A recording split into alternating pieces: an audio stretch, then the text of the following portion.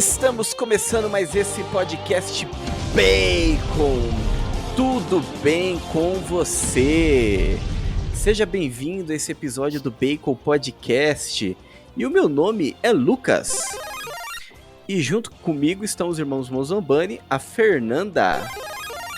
E aí, gente, tudo bem? E também o Bruno. Hoje é aquele episódio que a gente gosta de gravar, né? Que a gente vai ter uma aula muito boa de história. É aquele que a gente fica feliz de estar aqui. Exatamente, né? E falando então de aula, né? Hoje nós estamos aí com esse convidado que já é da casa, né? Professor aí há mais de 20 anos, né? Ministrando cursos de História Geral, História do Brasil, História da Igreja. Também criou o curso Raízes Católicas do Brasil. Membro também da comunidade católica Pantocrator. Senhoras e senhores, professor Rafael Tonon. Seja bem-vindo, professor. Muito bem, né, eu que agradeço assim, mais uma vez, né, pelo convite de vocês, de estar por aqui, falando um pouquinho da história, sobretudo da nossa história, né, a nossa história aqui no Brasil, que às vezes é tão esquecida ou tão mal contada a ponto de que todo mundo, inclusive os alunos, né, na escola, quando a gente fala agora nós vamos entrar em História do Brasil, todo mundo fala, pô, que saco, né? Caramba. A gente queria ouvir falar sobre Segunda Guerra, queríamos ouvir outra coisa, né? História do Brasil, pô. É E a sempre história assim. do Brasil, às vezes, ela é tão recusada, assim, ela é tão rechaçada, justamente porque as pessoas ou não conhecem, ou se conhecem, conhecem mal, né? Então, para desfazer um pouco isso e para reconstruir essa história, a gente vai conversar aí no dia de hoje. Uma alegria. Maravilha, né? Então, apresentando aí as redes sociais, né? Primeiramente, a rede social do nosso convidado, Rafael com PH, né? Rafael.tonon. Então, você pode encontrar ele lá no Instagram, né? Professor, o curso também Raízes Católicas do Brasil, ele está aberto, a inscrição, alguma coisa assim? Por enquanto, ele está com uma turma ainda em andamento, ele deve Ah, fechar certo. agora em novembro. Em dezembro, a gente abre de novo. Opa, Maravilha, tá de olho então, né? aí. Então a gente vai deixar o link de qualquer forma, né, para estar acessando aí, seja aí o seu perfil do Instagram, acompanhando aí o seu trabalho, né, um trabalho excelente, e também aí também o curso, né, para a galera ficar esperta aí para se inscrever, né? E também as nossas redes sociais, né? O Bacon Podcast BR também no Instagram. Então vai lá, a gente sempre está postando aí algumas notícias, né? Alguns artigos relacionados à cultura pop, catolicismo, né? Então, né, se você é um nerd conservador, né, e quer um conteúdo aí um conteúdo que seja cristão, um conteúdo católico, um conteúdo que tenha aí algum valor, né? Então siga-nos nas nossas redes sociais, também no YouTube, né? Você que está nos ouvindo, a gente também está lá no YouTube. Vai lá, procura por Bacon Podcast, você vai encontrar então lá alguns vídeos, e a gente está publicando aí semanalmente 2 vídeos, né? Seja o podcast e outros vídeos aí sobre diversos temas. E também, se você está no YouTube, conhece a gente pelo YouTube, vai lá então no Spotify, vai lá no Deezer, vai lá nas principais, né, nas melhores plataformas de podcast, procure por Bacon Podcast que você vai encontrar a gente também. De qualquer forma, tem o nosso site, né, o Bacon Podcast, o nosso portal, lá você pode ter acesso aí a todos os links também.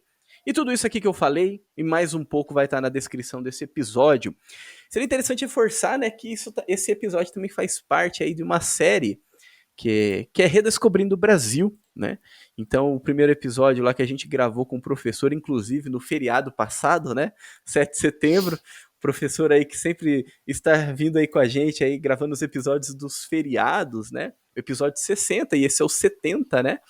E a gente falou ali sobre a independência, falamos ali sobre um pouco também sobre o primeiro reinado e tudo mais, antes, né, também, né, enfim. E agora a gente vai falar sobre um pouco depois, né? Então, sem mais delongas, né? Muito bem, meus caros nerds conservadores dessa terra de Santa Cruz, acompanhe então mais esse episódio do Bacon Podcast.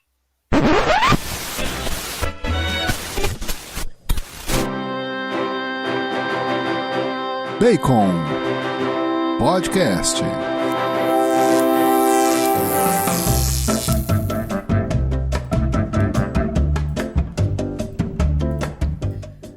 Muito bem, então, né? Antes de mais nada, a nossa campanha do Apoia-se, ela está ativa, né? Então, se você for lá na nossa descrição, você vai encontrar, então, um link para poder nos ajudar, né? A manter esse podcast, para poder nos ajudar também a alcançar mais pessoas, né? A plataforma aí que dá os seus gastos, então vai lá e nos ajude, né? Qualquer doação será muito bem-vinda, 2, 5, 10 reais, a chave do carro, da casa, enfim, não importa, né? Aquilo que você puder ajudar, nós estamos aí à disposição, então, e seremos muito gratos por isso. Bacon que sempre entrega aí conteúdo gratuito.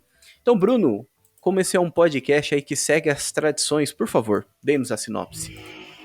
Bom, eu acho que aqui a gente já.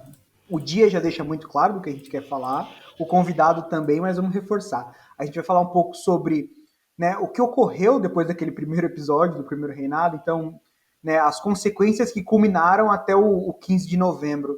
E também um pouco do papel da igreja nisso tudo, onde ela estava envolvida, né, o que a igreja ela fazia nessa época, o que comia, né, o que acontecia nesse período. Então a gente vai falar um pouco sobre toda essa questão da história do Brasil, o envolvimento da igreja em relação a todos esses períodos, e vai ser uma bela de uma conversa.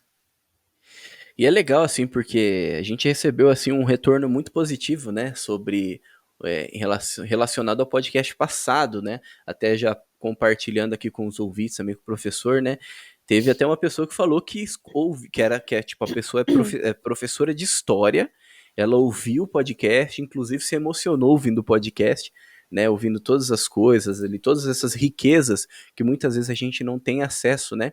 Então é muito importante, né, esse conhecimento da nossa história, esse conhecimento das nossas raízes, né. Muitas vezes a gente até discutiu um pouco isso, né, no podcast passado, quando a gente falava sobre a questão do ensino da história, né, enfim, todas as dificuldades, todas as problemáticas, né, por trás disso.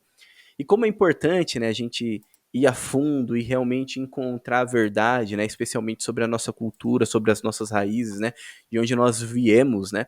Então é muito bonito isso, né? E você, nosso ouvinte, esse vai ser mais um episódio nesse nível, né? Estamos aí muito bem acompanhados aí com o professor, né? E professor, falando então um pouco sobre o segundo reinado, então, né? Que durou ali os 49 anos, né, de 1840 a 1889. Por favor, né, nos leva, né, a desbravar esse momento aí tão importante da nossa história.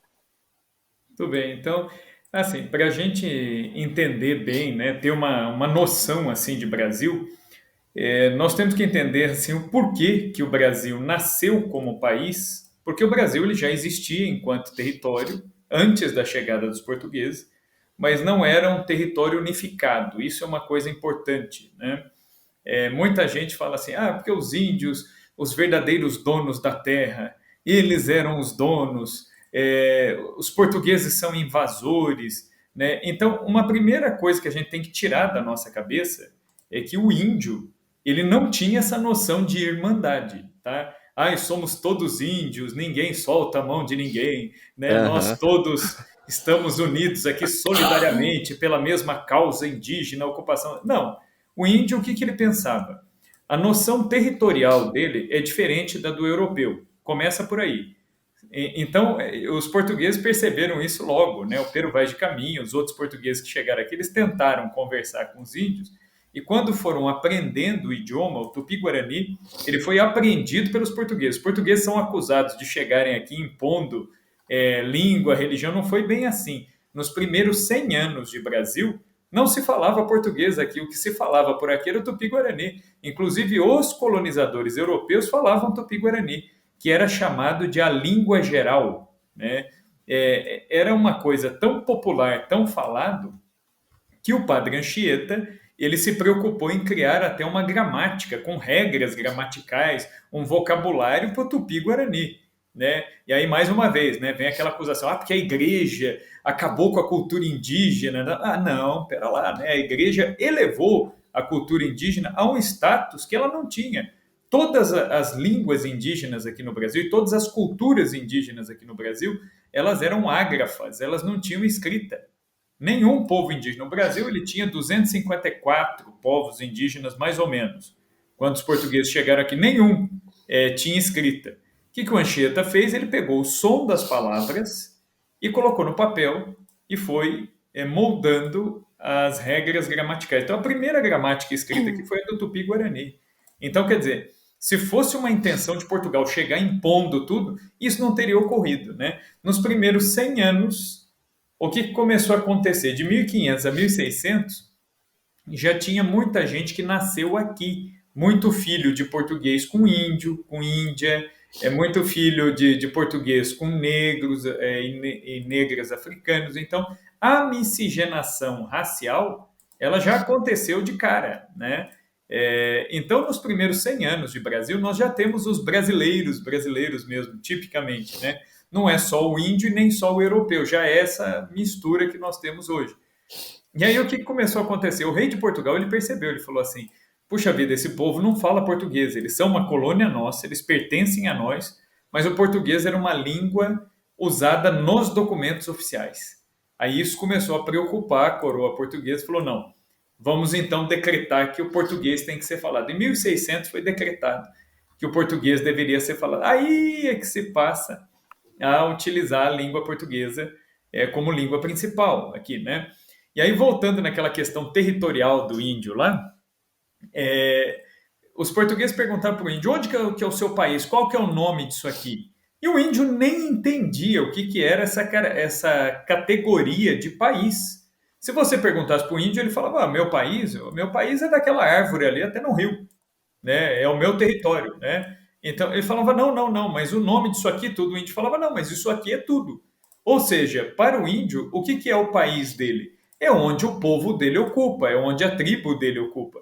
Tanto é que os índios eles não viam problema nenhum, né, no fato de, por exemplo, os povos vizinhos deles serem escravizados. Né? Então, se um português chegasse e falasse para uma tribo: oh, nós vamos escravizar o pessoal ali. Ah, não, o pessoal dali tudo bem, né?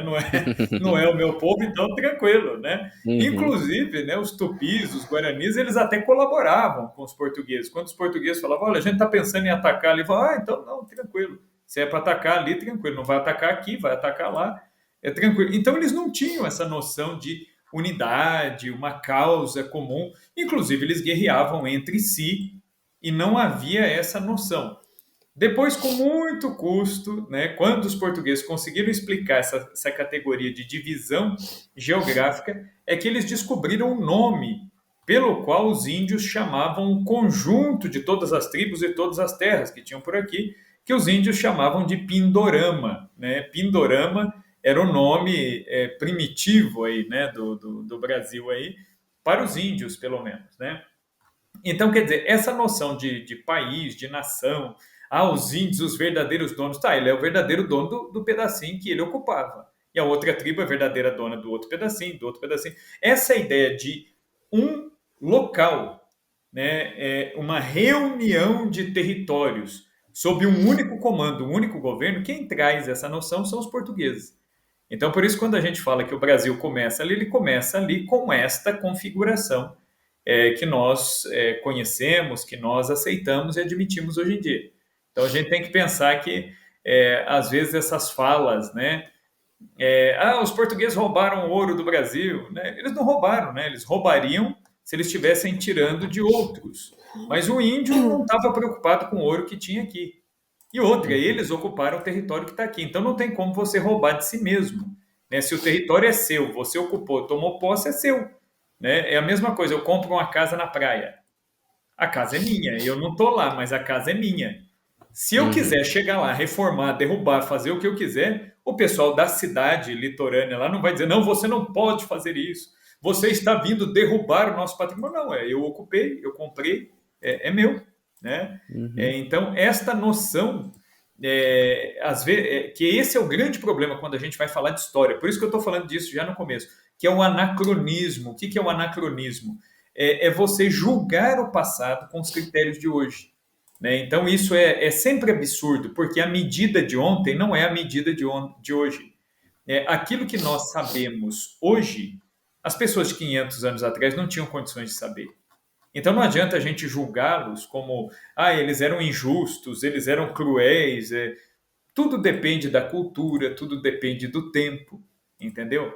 Na Idade Média, você falar para um senhor feudal que apanhou o seu servo roubando e cortou a mão do cara com a própria espada, você diria hoje: nossa, mas que absurdo, né? Como que o cara vai. Na Idade Média, o que as pessoas diriam? Cortou a mão por quê? Ele estava roubando. Então bem feito. O medieval não teria dó nenhum. Primeiro, a primeira pergunta que o medieval faria é por que a mão dele foi cortada. E aí, se alguém dissesse, foi por roubo, então tá bom. Ele Ninguém falaria, daria nossa, bola para isso. que desumano que ele foi. Não, de modo algum, né? Ninguém Mas fácil falaria falar isso, só a né? mão, não a cabeça, né? Então, entendeu? E por outro lado, né, se a gente for ver os medievais, ao mesmo tempo que eles eram muito duros em alguns pontos, quer ver uma coisa que hoje em dia muita gente fala, né, hoje em dia das questões ligadas à homossexualidade e tudo mais, na Idade Média, dependendo do país, eles eram muito tolerantes com isso. A pessoa era no máximo advertida, olha, não faça mais isso, viu? Isso aí não é adequado, tal, e todo mundo tem aquela visão, não, a Idade Média, a igreja dominava, tal. Aí você pega os casos de homossexualidade na Idade Média, dependendo do país e dependendo da cultura, eles eram muito tolerantes, né? E inclusive nem expunham a pessoa publicamente. Entendeu? Então, para a gente poder julgar um fato histórico, a gente tem que olhar com as informações que as pessoas tinham naquela época, de que informações as pessoas dispunham, qual era a cultura, quais eram as noções. Aí a gente vai formando uma ideia mais nítida. Então, por que eu voltei lá nos índios? Para a gente entender que há muito preconceito na história do Brasil. Né? Muito preconceito que é contado. Muita gente lê a história do Brasil com a mentalidade de hoje. É um absurdo, né? Você fazer isso, você supor esse tipo de coisa. Né? Uhum. Então, Só um ponto que eu queria colocar é porque assim, você falou sobre essa questão de julgar, né, as coisas do passado com o olhar de hoje, né? E além de tudo, né, também estudar, né? Porque é muito fácil você só ver um vídeo lá no YouTube de um, sei lá, de um youtuber que você gosta, ou de um cara que não tem nada a ver com história, mas que tá gravando um vídeo e tá descendo pau em tudo que aconteceu, ou você aprendeu alguma coisa na escola e seguiu ali é, é, rigorosamente, né, o material didático ali da escola, enfim. É, você precisa opa, procurar outras travou para fontes, né? mim. Você não pode só se prender naquilo que chegou até você, né? Depois que você chegar em algumas fontes, você vai conseguir reunir aquela informação, organizar aquela informação e entender. Então, provavelmente aconteceu dessa forma. Agora sim, aconteceu dessa forma, mas eu ainda não vou julgar isso com os olhos de hoje, né? Então é você chegar realmente, buscar chegar até a verdade, chegar até o fato, né? E não olhar para aquilo com os olhos de hoje, porque a tendência hoje é muito assim, né? É a primeira informação que a gente recebe, já vem logo um julgamento, né? A grande questão, se a gente for pensar, né, é que nós temos uma educação no Brasil hoje em dia, né, altamente influenciada pelo Paulo Freire, né? E a educação paulo freireana, ela parte do pressuposto que o aluno ele tem que ser crítico. Então, qual que é o grande dever do aluno? É ser crítico, é se colocar, é se posicionar. Só que eles esquecem um pressuposto. Né? O próprio Freire ele ignora um pressuposto. Para você ser crítico, para você poder expor coisas, você precisa se encher de outras coisas antes. Né? Então esse é o grande problema. Os nossos alunos eles são ensinados na escola a ser crítico e na verdade eles não são críticos, eles são chatos, eles são assim pedantes, né? Acham que sabem alguma coisa, querem discutir, aí assiste 2 vídeos no YouTube, acompanha um influencer no Instagram e o cara sai vomitando os argumentos que ele aprendeu de outro e que ele mesmo nunca leu, entendeu? Esses dias aí me mandaram aí o print de uma conversa aí, dessas conversas de Facebook aí, né? De um rapaz, né, de uma outra denominação religiosa, mas independentemente da denominação religiosa, sendo católico ou não, né? A pessoa para criticar você tem que ter o mínimo de conhecimento de domínio. E o cara, ele entrou lá numa postagem criticando as 5 vias de Santo Tomás. E ele fala assim, Nossa! pois é, olha para você ver, né? Caraca. E ele falou assim, não, essas 5 vias elas estão cheias de furos, e eu refutei um por um. Aí um cara Nossa! muito, muito sarcástico, ele falou assim, então, pô, né, que bom, né, que você... Né, eu acho que o cara nem alcançou a ironia do outro. Ele falou, que bom, né? Ele falou, olha, faz tempo que eu procuro alguém que tenha chegado assim nesse nível de conseguir refutar, explicar. E como que você definiria assim a essência do ser? Aí o cara que disse que refutou Santo Tomás, ele falou assim, mas o que isso tem a ver com o assunto? Eu falei, pô, caramba, pô, a Nossa, essência do mano, que ser cagada. a discussão, as 5 vias, elas giram em torno da noção filosófica de essência do ser, caramba. Como que o cara refutou um negócio que ele nem sabe o que é? Então, quer dizer, é um macaquinho de auditório, né? O cara que é um autômato, é, ele reproduz ali aquilo que para o que ele foi treinado, né? Quer dizer, pô, é uma pessoa que não pensa, entendeu? Ela reproduz, mas não pensa, não alcança aquilo que está falando, né? Então, quer dizer, esse é o grande problema do modelo de educação que triunfou aqui no Brasil, que é a ideia do crítico. Ah, você tem que ser crítico. A gente ouve isso, eu escutei isso na escola o tempo todo. Não, você tem que ter um posicionamento crítico. Não, você tem que ter uma visão crítica e não sei o quê. Eu, quando era aluno de Fundamental 2 de ensino médio, o que eu pensava? O que é ser crítico? É você meter o pau no governo, é você sair falando aí de tudo e de todos, é você jogar a culpa de tudo no governo, é nos outros. Enfim, você tem que achar os responsáveis e os culpados de tudo. Ah, eu estou sendo crítico. Não, estou sendo um idiota, pô, né, fazendo isso aí. Por quê? Eu não estou pensando, eu não estou buscando informações suficientes e eu estou reproduzindo um discurso de achar culpados ao invés de pensar no que eu, enquanto indivíduo, enquanto sujeito concreto, posso fazer, entendeu? É como muita coisa que a gente vê aí, né? Enfim, não estou criticando, né? Cada um, eu acho que tem público para tudo na internet, né?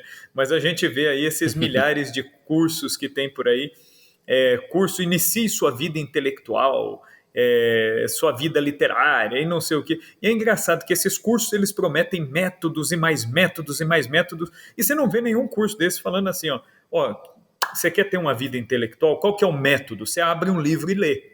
Tá? Não entendeu? Você pega um dicionário, você vai olhar, não entendeu? Você relê de novo, você procura outros autores. É assim, então, quer dizer, qual que é o método? Não existe outro método que não seja suando ali, pô, né? Suando, você vai ter que ler, você vai ter que se ralar ali, vai ter que tentar entender, você vai ler uma determinada obra uma vez, você não vai entender nada, aí você vai buscar um comentador, vai tentar entender um pouco melhor, aí você lê de novo. Antes você não entendia nada, agora você não entende quase nada, mas já está melhor, porque já tem né, já tem o quase. Então, pô, é assim que você vai avançando. Então, na nossa educação brasileira, mentiram para nós que você tem que ser crítico. Você não tem que ser crítico, né? E a melhor maneira de aprender é reproduzindo aqueles que antes de nós desenvolveram um conhecimento maior que o nosso. É assim que a gente aprende. A gente vai pegar os grandes nomes da literatura, da história, de qualquer área do conhecimento, da biologia, da matemática, você vai pegar os grandes nomes. A pessoa pode estar até errada na conclusão que ela tem, mas ela teve um esforço, ela teve um trabalho, então você vai percorrer esse caminho.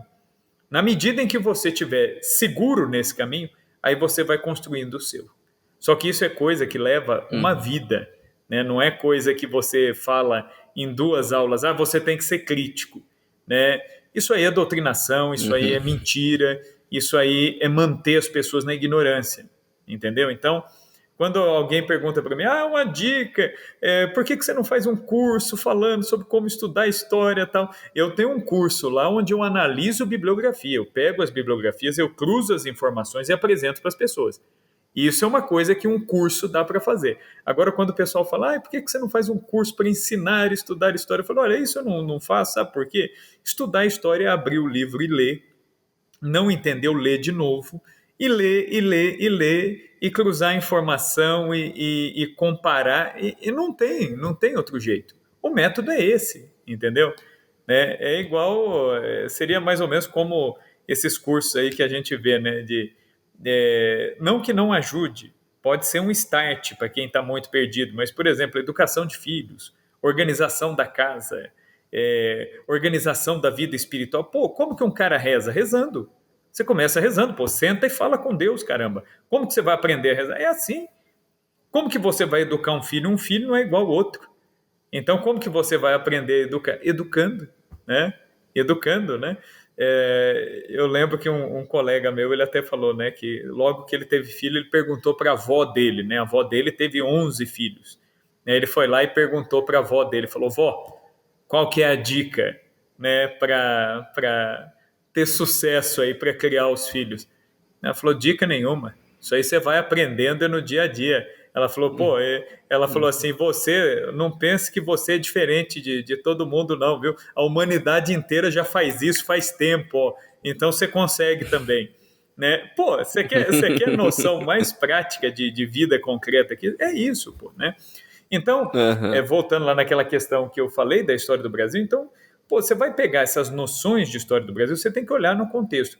E por que eu voltei lá no descobrimento do Brasil? Pelo seguinte, o Brasil ele nasce enquanto território que juntou aqui dentro europeus, africanos e índios, ele nasce com um cimento que uniu essas culturas todas. Qual foi o cimento que uniu essas culturas todas? A fé católica.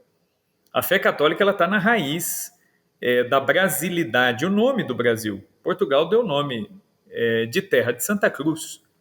Né? Nós nascemos sob o madeiro da cruz.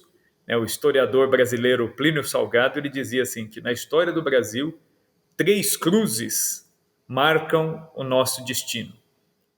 A cruz que veio gravada nas velas das caravelas, a cruz da Ordem de Cristo, que eram os antigos templários, que no mesmo espírito, né, de conquistar os lugares santos lá na Terra Santa, vieram aqui conquistar este lugar santo, que é o Brasil, que é onde nós vivemos, é onde a Divina Providência nos escolheu para viver. Então esta é a primeira cruz que marca a nossa história. Ele dizia, a segunda cruz que marca a nossa história é o Cruzeiro do Sul, que marcava o céu no dia do descobrimento do Brasil. E a terceira cruz que marca a nossa história são os 2 paus que foram tombados pelos portugueses para formar uma cruz que foi erguida e defronte a ela foi rezada a primeira missa. Então, 3 cruzes marcam o nosso destino, a das caravelas, a do céu e a da terra. Então, e de fato, o Brasil ele nasce assim, né? Ele nasce à sombra da cruz, ele nasce consagrado, né, a Cristo, consagrado a Deus, sob este sinal da Santa Cruz. Então, a fé católica ela tem esse caráter, né?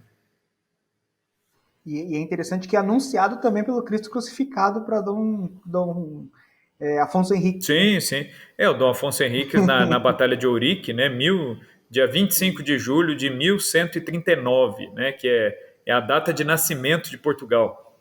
Né, era o dia de São Tiago, né, a festa de São Tiago foi o dia escolhido, né, pelo Dom Afonso Henriques para guerrear, né, contra os castelhanos, e ele consegue proclamar a independência de Portugal, consegue garantir a independência de Portugal, e na véspera ele tem uma visão, né, de Cristo crucificado, com as 5 chagas brilhando como rubis, né? Dom Afonso Henriques usava essa expressão, né, pareciam que rubis saíam das chagas do Cristo crucificado, e Cristo crucificado disse o que para Dom Afonso Henriques?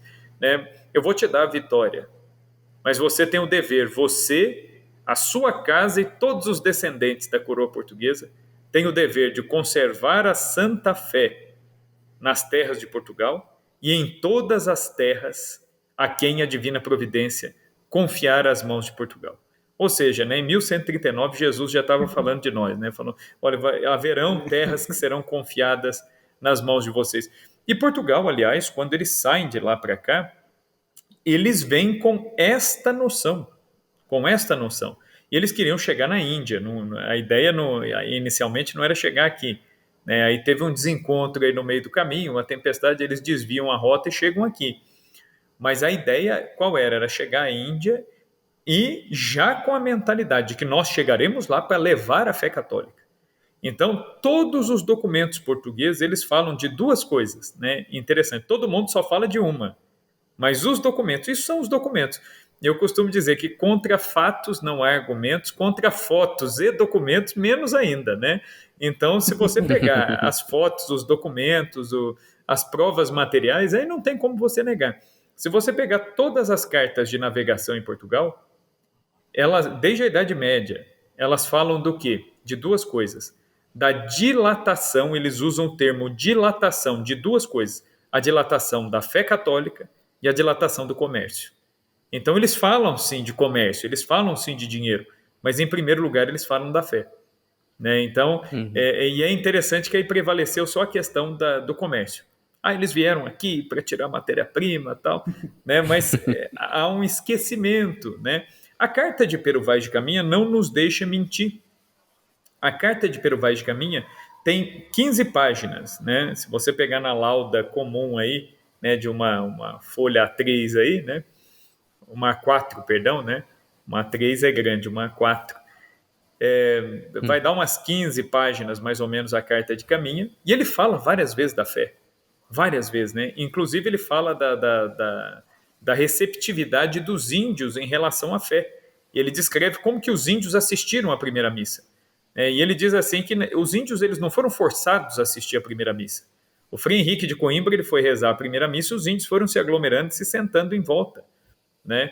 E aí o que impressionou os portugueses e comoveu os portugueses, o Caminha ele escreve isso comovido para o rei de Portugal, que ele disse assim que ele viu um índio velho, que chegou e trouxe a criançada, os mais jovens, depois que a missa acabou, e ele apontava para o altar e apontava para o céu. Né? Ou seja, ele entendeu perfeitamente que aquilo ali era o culto divino. Falou, esses homens que chegaram aqui, eles estão falando com o Deus deles. Eles eram pagãos, eles não tinham essa noção de cristianismo, mas o Caminha falou, eles são receptivos à fé, eles são religiosos, eles têm religião. Né? Tanto é que quando foi rezada a segunda missa, né, e foi derrubada o madeirame lá para fazer a cruz, é interessante que os portugueses fizeram a cruz, pregaram a cruz no chão e depois foram carregando nos ombros para plantar a cruz no chão. E os índios vendo aquilo, espontaneamente eles foram ajudar a carregar a cruz. E aí o Frei Henrique de Coimbra, isso tudo está na Carta do Caminha, ele benzeu o madeiro da cruz, o cruzeiro, e aí Pedro Álvares Cabral mandou que todo mundo que era da tropa dele fosse venerar a Santa Cruz, beijando a Santa Cruz.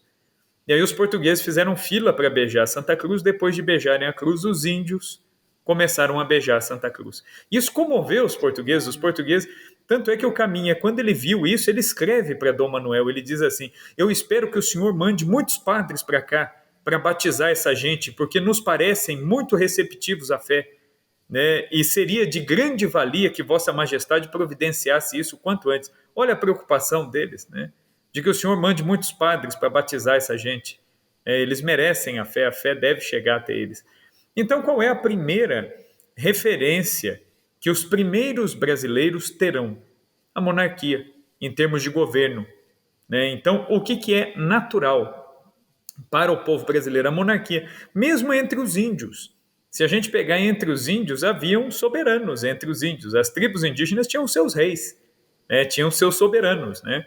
Inclusive, vários desses soberanos, desses chefes indígenas que eram tratados como reis ou chamados de chefes, que tinham poderes absolutos sobre a tribo, é uma espécie de monarquia absoluta. Para eles, a figura do rei de Portugal não era algo estranho, porque eles pensavam, nós temos os nossos chefes, vocês têm lá o chefe de vocês. Né? Tanto é que muitos índios aqui no Brasil, na história do Brasil, colaboraram com a coroa portuguesa, né, justamente entendendo essa questão de hierarquia, então eles ajudaram. Né? É o caso do Tibiriçá, né, que foi o primeiro índio batizado em São Paulo. Os jesuítas conseguiram batizar esse primeiro índio, que era o chefe da tribo. Quando o Tibiriçá se converteu ao catolicismo, o que aconteceu? A tribo toda se batizou. Né? E ele se batiza por quê? Olha que interessante isso. Quando ele ouve falar que o Filho de Deus desceu do céu para se fazer homem. E ele diz para os jesuítas, ele fala assim, mas isso eu nunca tinha ouvido, eu nunca podia imaginar isso, porque nas nossas histórias a gente ouve muito que os homens tentam se elevar e subir até Deus, né? Porque na mitologia indígena, um guerreiro muito ilustre, ele é divinizado depois que ele morre, né? Ele se torna um deus. Ele falou, então, o que existem são humanos que se tornam deuses. Mas um deus se tornar humano, o mistério da encarnação comoveu esse índio, esse homem.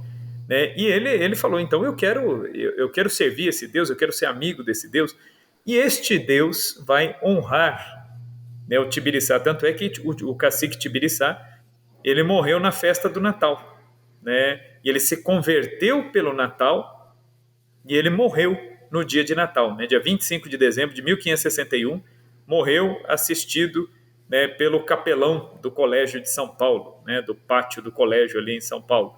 É um índio. E é um índio que foi condecorado pelo rei de Portugal. Ele lutou várias vezes ao lado dos portugueses contra índios rebeldes. Por exemplo, existiam grupos aqui que eram canibais, né? Existiam grupos extremamente violentos. Então, o Tibiriçá ele vai juntar as forças dele com as de Portugal para acabar com essas tribos canibais, ou pelo menos para neutralizá-los.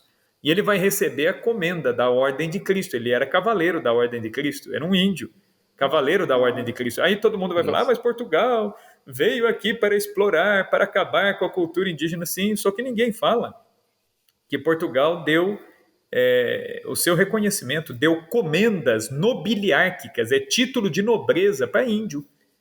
Né? Se Portugal realmente não tivesse nem aí com os índios, não tivesse nem aí com a dignidade humana, não faria isso. Agora, eu não estou dizendo aqui que não houveram abusos na colonização. É claro que houve, né? Eu não estou aqui com o rodo e o pano aqui para passar pano para Portugal aqui e falar, pô, né, a Portugal, nossa, né, foi tudo maravilhoso. Vamos canonizar, né, a colonização portuguesa. Não é isso. Teve muito abuso, teve muito português que, embora fossem católicos, embora tivessem noção do que era certo e do que era errado, desobedeciam à igreja, escravizavam índios, inclusive índios batizados, roubavam, matavam. Tinha, como tem até hoje.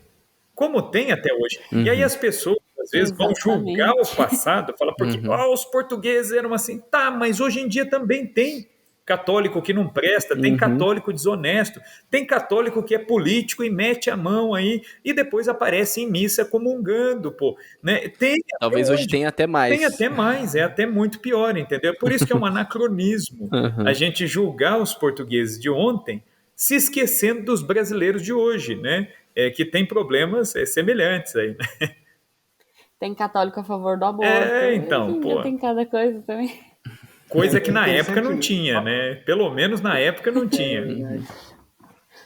É interessante falar sobre isso porque tanto houve abusos, tanto foi reconhecido que houve abusos, que o direito internacional surgiu nesse período, né? Se eu não me engano, na Espanha, ali com o pensamento de Salamanca, preocupado com os abusos acontecendo nas colônias, é que começou a surgir o direito internacional. Só que quem criou o direito internacional foi um padre, o padre Francisco de Vitória, é um franciscano. Então, até para coibir os erros da igreja, quem fez isso foi a própria igreja, né? Entendeu? Então, a mesma igreja que às vezes viu o erro de seus filhos, ela apresentava o remédio. Né? Então, e bem lembrado, né? O direito internacional nasce aí, né? Sobretudo nos abusos nas colônias espanholas, que era muito pior do que nas portuguesas, né? As colônias portuguesas, diga-se de passagem, elas eram bem mais tranquilas que as espanholas, né? Depois, quem quiser se aprofundar nisso, leiam o livro Paraíso Perdido, do Frei Bartolomé de las Casas, que está em processo de beatificação, inclusive. É um padre, depois ele vira bispo, dominicano, que denunciou os próprios espanhóis, os conterrâneos dele, nos seus abusos na colonização. E quem é que estava defendendo os índios lá nas colônias espanholas? Os dominicanos, a igreja de novo. Né? Então, aqui no Brasil, nós vamos ter essa ideia da monarquia muito enraizada. O Araribóia, que é um índio também, né? O cacique Araribóia, ele é o índio que fundou a cidade de Niterói. Né? Foi uma cidade fundada com permissão do rei de Portugal. Né? O nome original era São Lourenço de Niterói. É uma colônia fundada com a ajuda dos jesuítas. O Araribóia, ele tinha uma comenda que também era a Ordem de Cristo e outras comendas de nobreza pelos serviços que ele prestou ao rei de Portugal. O Araribóia, ele ajudou a expulsar os franceses. Né? Os franceses invadiram o Rio de Janeiro, formaram uma colônia, que o general que invadiu ali o Rio de Janeiro, ele era católico, né? O Villegagnon, o André de Villegagnon, mas ele mandou trazer calvinistas, ele escreveu para o Calvino e trouxe os primeiros protestantes aqui para o Brasil. Os portugueses não aceitaram, falou, protestantes aqui na nossa colônia? Mas de jeito nenhum. Quem é que costurou o acordo? Padre Anchieta. Padre Anchieta foi lá, conversou com os índios no litoral do Rio de Janeiro, falou, vocês topam fazer um acordo aí, a gente lutar junto? Falou, opa, né, para ontem. E o que os índios queriam? que Niterói fosse libertado da mão dos tamoios. Então os portugueses fizeram uma troca. Falou, vocês ajudam a gente a expulsar os franceses, a gente ajuda vocês a vencer os tamoios. Dito e feito, eles se juntaram ali, fizeram bem bolado, expulsaram os franceses e retomaram, né, e fundaram o Rio de Janeiro a partir dessa aliança, né? E o Araribóia, ele lutou várias vezes por Portugal. O Araribóia, ele era um índio tipicamente brasileiro, o espírito carioca é expresso no Araribóia. Ele é um dos caras, assim, na história do Brasil. Valeria, viu? Vou dar essa sugestão para vocês. Valeria um podcast só sobre ele. O cara, ele tinha um humor muito refinado, era um humor, assim, ácido, né? O humor do Araribóia, né? E um índio, né? Numa cerimônia em que um outro índio foi reconhecido no serviço que tinha prestado a Portugal, né? Ia ter uma missa e depois ia ter um discurso do representante do rei de Portugal no Rio de Janeiro. O Araribóia chegou e sentou. E ele não veio, ele tinha recebido o título de nobreza, então ele podia usar, ele tinha as vestes iguais às dos portugueses, com camisa, com paletó. Ele apareceu lá vestido de índio mesmo, lá com a tanga dele de pena, o cocar dele lá, e por cima do pescoço a comenda da Ordem de Cristo, né? Chegou lá sem camisa e se sentou lá no meio de todo mundo e cruzou a perna, né? E aí veio uma autoridade portuguesa e falou assim, nós estamos com um vice-rei aqui, e o senhor está sentado, cruzando as pernas, é um desrespeito à coroa portuguesa. Ele falou assim, eu estou sentado e vou continuar sentado, permanecerei deste jeito. Ele falou assim, não, o senhor não está entendendo, está todo mundo em pé aqui, né, em respeito ao vice-rei. Ele falou assim, eu não vou me levantar, porque eu estou com as pernas muito cansada de lutar pelo seu rei. Né? E continuou sentado, né? E de fato ele é um dos índios aqui, dos que mais lutou pelo rei de Portugal. Ninguém falou nada pro cara, né? Então ele era assim extremamente folgado, tirava onda com as autoridades portuguesas, mas era respeitado, né? E era católico, né? O Araribóia é um cara que ele era de missa diária. Ele não perdia missa, né? No colégio dos jesuítas, entendia de catequese, né, coibia erros, inclusive, de comportamento moral dos seus índios depois da conversão da sua tribo ao catolicismo. Então, são personagens da história do Brasil engraçados, assim, são riquíssimos, assim. É uma história que é negada, né? Quem fala do Araribóia nas escolas? Né? Ninguém fala. Quem fala do Tibiriçá, né? A filha do Tibiriçá, ela gerou os primeiros paulistas, tipicamente brasileiros mesmo, porque a filha dele, que era índia, casou-se com o João Ramalho, né, que era o fundador de Santo André. Santo André é uma vila mais antiga que São Paulo, né, e desta união, deste casal, nasceram os primeiros paulistas de verdade, né, são os primeiros habitantes miscigenados aqui do nosso território, né, pô, ninguém fala disso, né. Então, quer dizer, a monarquia era algo natural para eles. Os anos passaram, veio a independência do Brasil. Dom Pedro I, quando ele pensou, né, em proclamar a independência, nem passou pela cabeça dele numa república. As repúblicas estavam virando moda no século XIX. Por quê? De onde veio essa ideia de transformar a república em moda? Da Revolução Francesa. A Revolução Francesa que inaugurou essa ideia de que o poder emana do povo, a divisão em três poderes, né? É o liberalismo, né? É a ideia do liberalismo, que é uma ideia de você separar a política da religião. Então você cria uma política desligada da moral cristã, né? Então já é aquela política mais maquiavélica, né? Em que os fins justificam os meios. Então a finalidade da política é a própria política. Então o bem comum não é tão comum assim. Então, são essas ideias liberais. Nas ideias liberais, qual é o grande problema das repúblicas liberais? Né? Em relação às monarquias. As monarquias, você forma um sujeito que vai ser o rei desde pequeno. Ele é educado para ser o rei, e o rei não tem partido político, então ele não pode se meter na política partidária. Isso numa monarquia constitucional, né, onde existem partidos e eleições para deputados e senadores. Então, aqui no Brasil, sempre teve eleições para deputado, senador. Esses cargos eram eleitos diretamente pelo povo, né? Então, só que aí você tem um imperador acima, né, o rei acima, como uma figura, uma espécie de árbitro, né? Só que o rei não tinha plenos poderes. Qual que era o poder do rei? Em primeiro lugar, o poder de veto. Se os deputados ou senadores aprovassem uma lei que o rei não achasse justa, ele vetava a lei, né? Só que, é claro, dependendo do veto que ele desse, ele podia causar uma guerra civil. Então, ele tinha que ser sábio para usar o poder de veto devidamente. Segundo poder que ele tinha, dissolver a Câmara. Ele poderia dissolver o Senado ou a Câmara dos Deputados em grandes crises políticas ou em casos de corrupção, né? Então, havendo uma corrupção, por exemplo, se nós fôssemos hoje uma monarquia parlamentar, não teria ocorrido, nem teria sido necessária uma operação Lava-Jato. Uma vez constatado o crime, você dissolve o parlamento, você demite todos os deputados de uma vez só, todos perdem um mandato, eles ficam inelegíveis até que se prove que eles não tiveram envolvimento com aquilo. Então, quer dizer, isso pode levar anos, e aí novas eleições são convocadas. Pronto, você limpa a casa, né, de uma vez. Né? Parece até um sonho, né?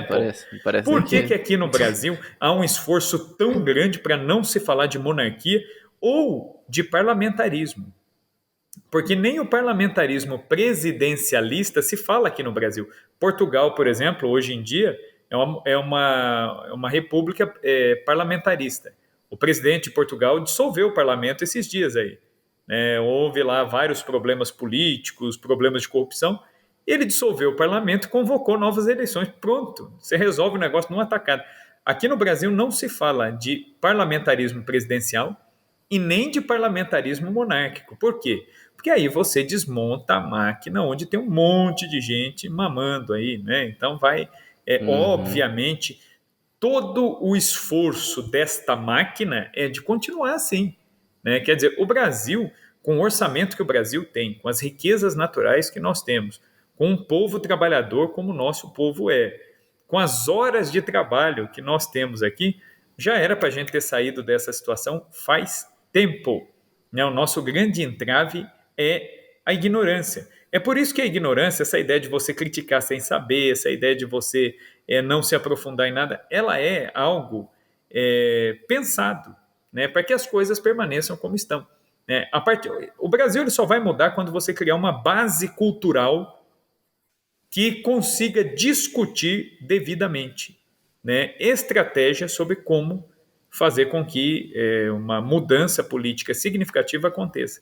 Aí o pessoal fica discutindo, né? Ano que vem ano eleitoral, vamos votar no A, no B, no C, vai resolver o problema. Não vai resolver, viu? Também mentiram para você, viu? Se alguém fez você acreditar que escolhendo esse ou aquele presidente vai resolver o problema no Brasil, não vai resolver o problema. Sabe por quê? Porque o sistema político brasileiro ele é corrompido no seu princípio.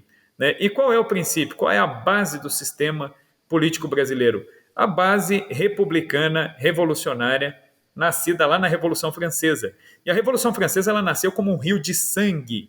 A Revolução Francesa nasceu a partir de muitas injustiças. Ela nasceu calando a boca de todo mundo que discordava da Revolução. Entendeu? Então, quer dizer, a Revolução Francesa tem algo mais antidemocrático na história. Foi a Revolução Francesa. Ela silenciou todo mundo que era contra ela, né? Então, em nome da liberdade... Cortou a cabeça. Em nome da liberdade, a pessoa perdia a cabeça, né?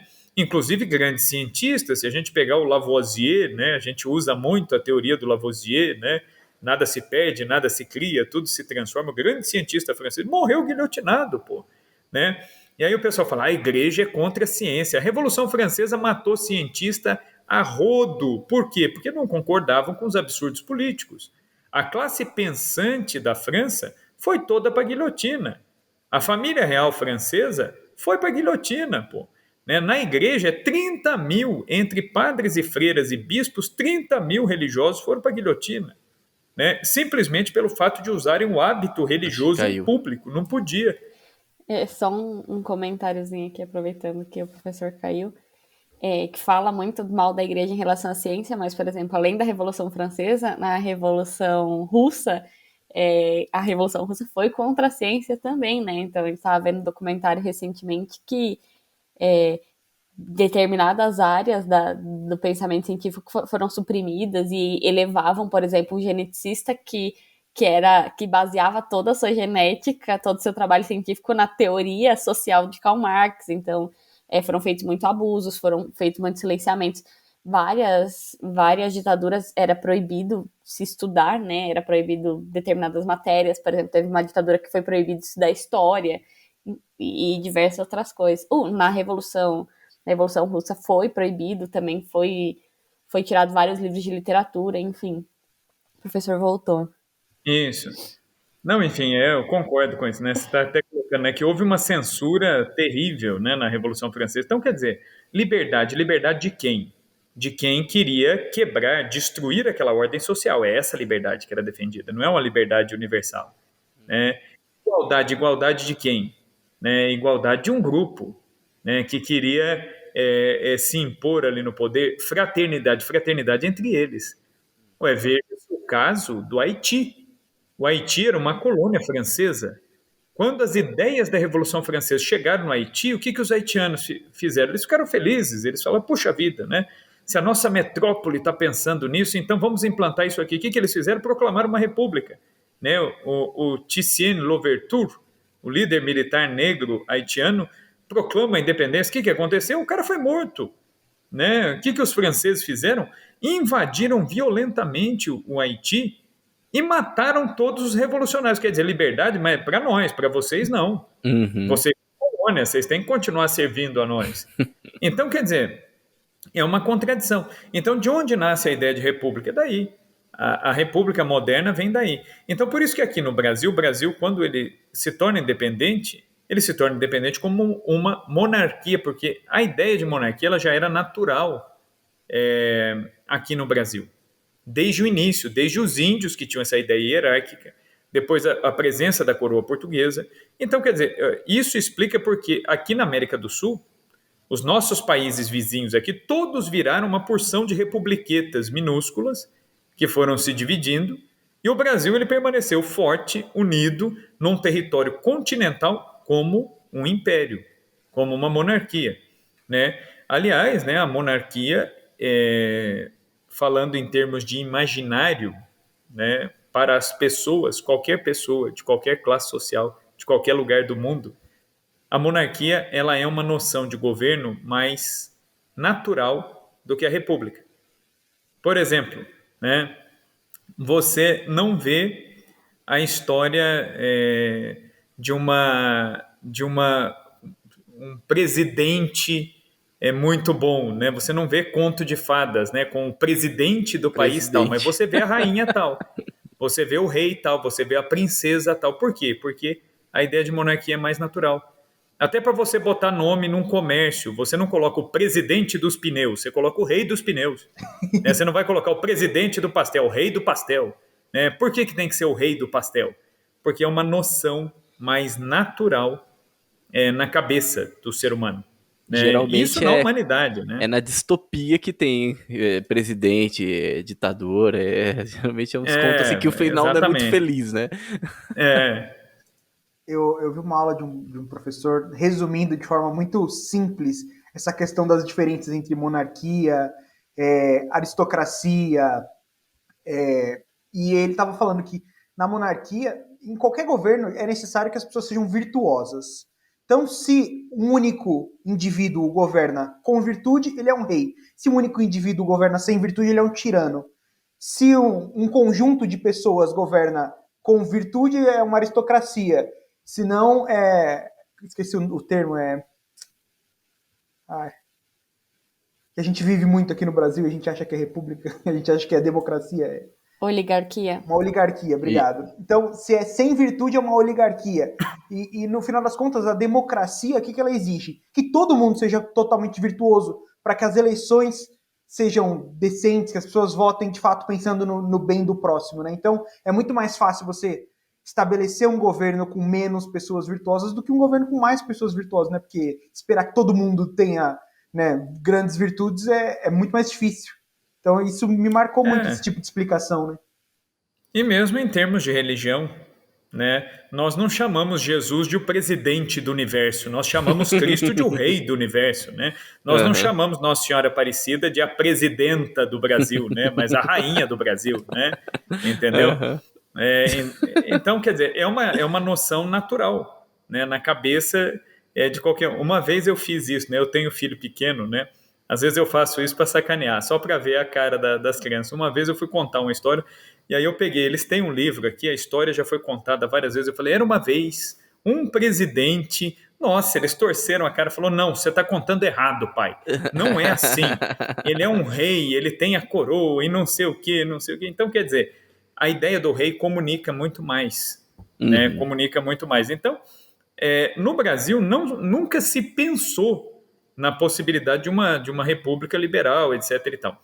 Só que Dom Pedro II, influenciado pela maçonaria, a grande influência dele, né, foi o José Bonifácio. O José Bonifácio, ele se alistou, né, nas fileiras da maçonaria.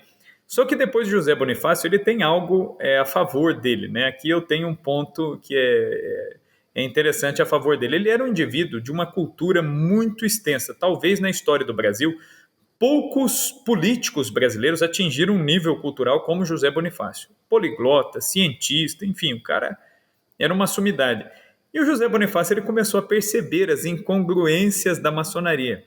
Mas, ao mesmo tempo, ele notou que a maçonaria, em termos de associação, a capacidade que ela tinha de aglutinar pessoas com o mesmo ideal, o mesmo objetivo, a partir do seu esquema, era interessante. O que ele fez? Ele criou o Grande Oriente do Brasil. Então, o que ele fez? Ele se distanciou da maçonaria oficial, a franco-maçonaria, e ele criou uma maçonaria brasileira que, na verdade, ele manipulou a maçonaria. Ele usou a maçonaria como instrumento político para agregar gente boa e ajudar a construir um projeto de independência. Então, a maçonaria bonifaciana, né, a gente pode dizer assim, ela não tem muito a ver com a maçonaria convencional, que é avessa à igreja, que é avessa à fé, que é inimiga da fé, até porque o Bonifácio ele morreu sacramentado, recebeu todos os sacramentos, se confessou antes de morrer, não atravancou o trabalho da igreja, né? Depois, no segundo reinado, a gente vai ver que isso aí foi muito pior. E aí, então, ele vai instrumentalizar isso aí, vai usar isso aí para a independência do Brasil. E aí é construída uma independência com uma ideia de monarquia.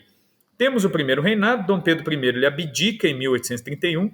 Dom Pedro I ele criou leis aqui no Brasil, é muito contraditório até, né?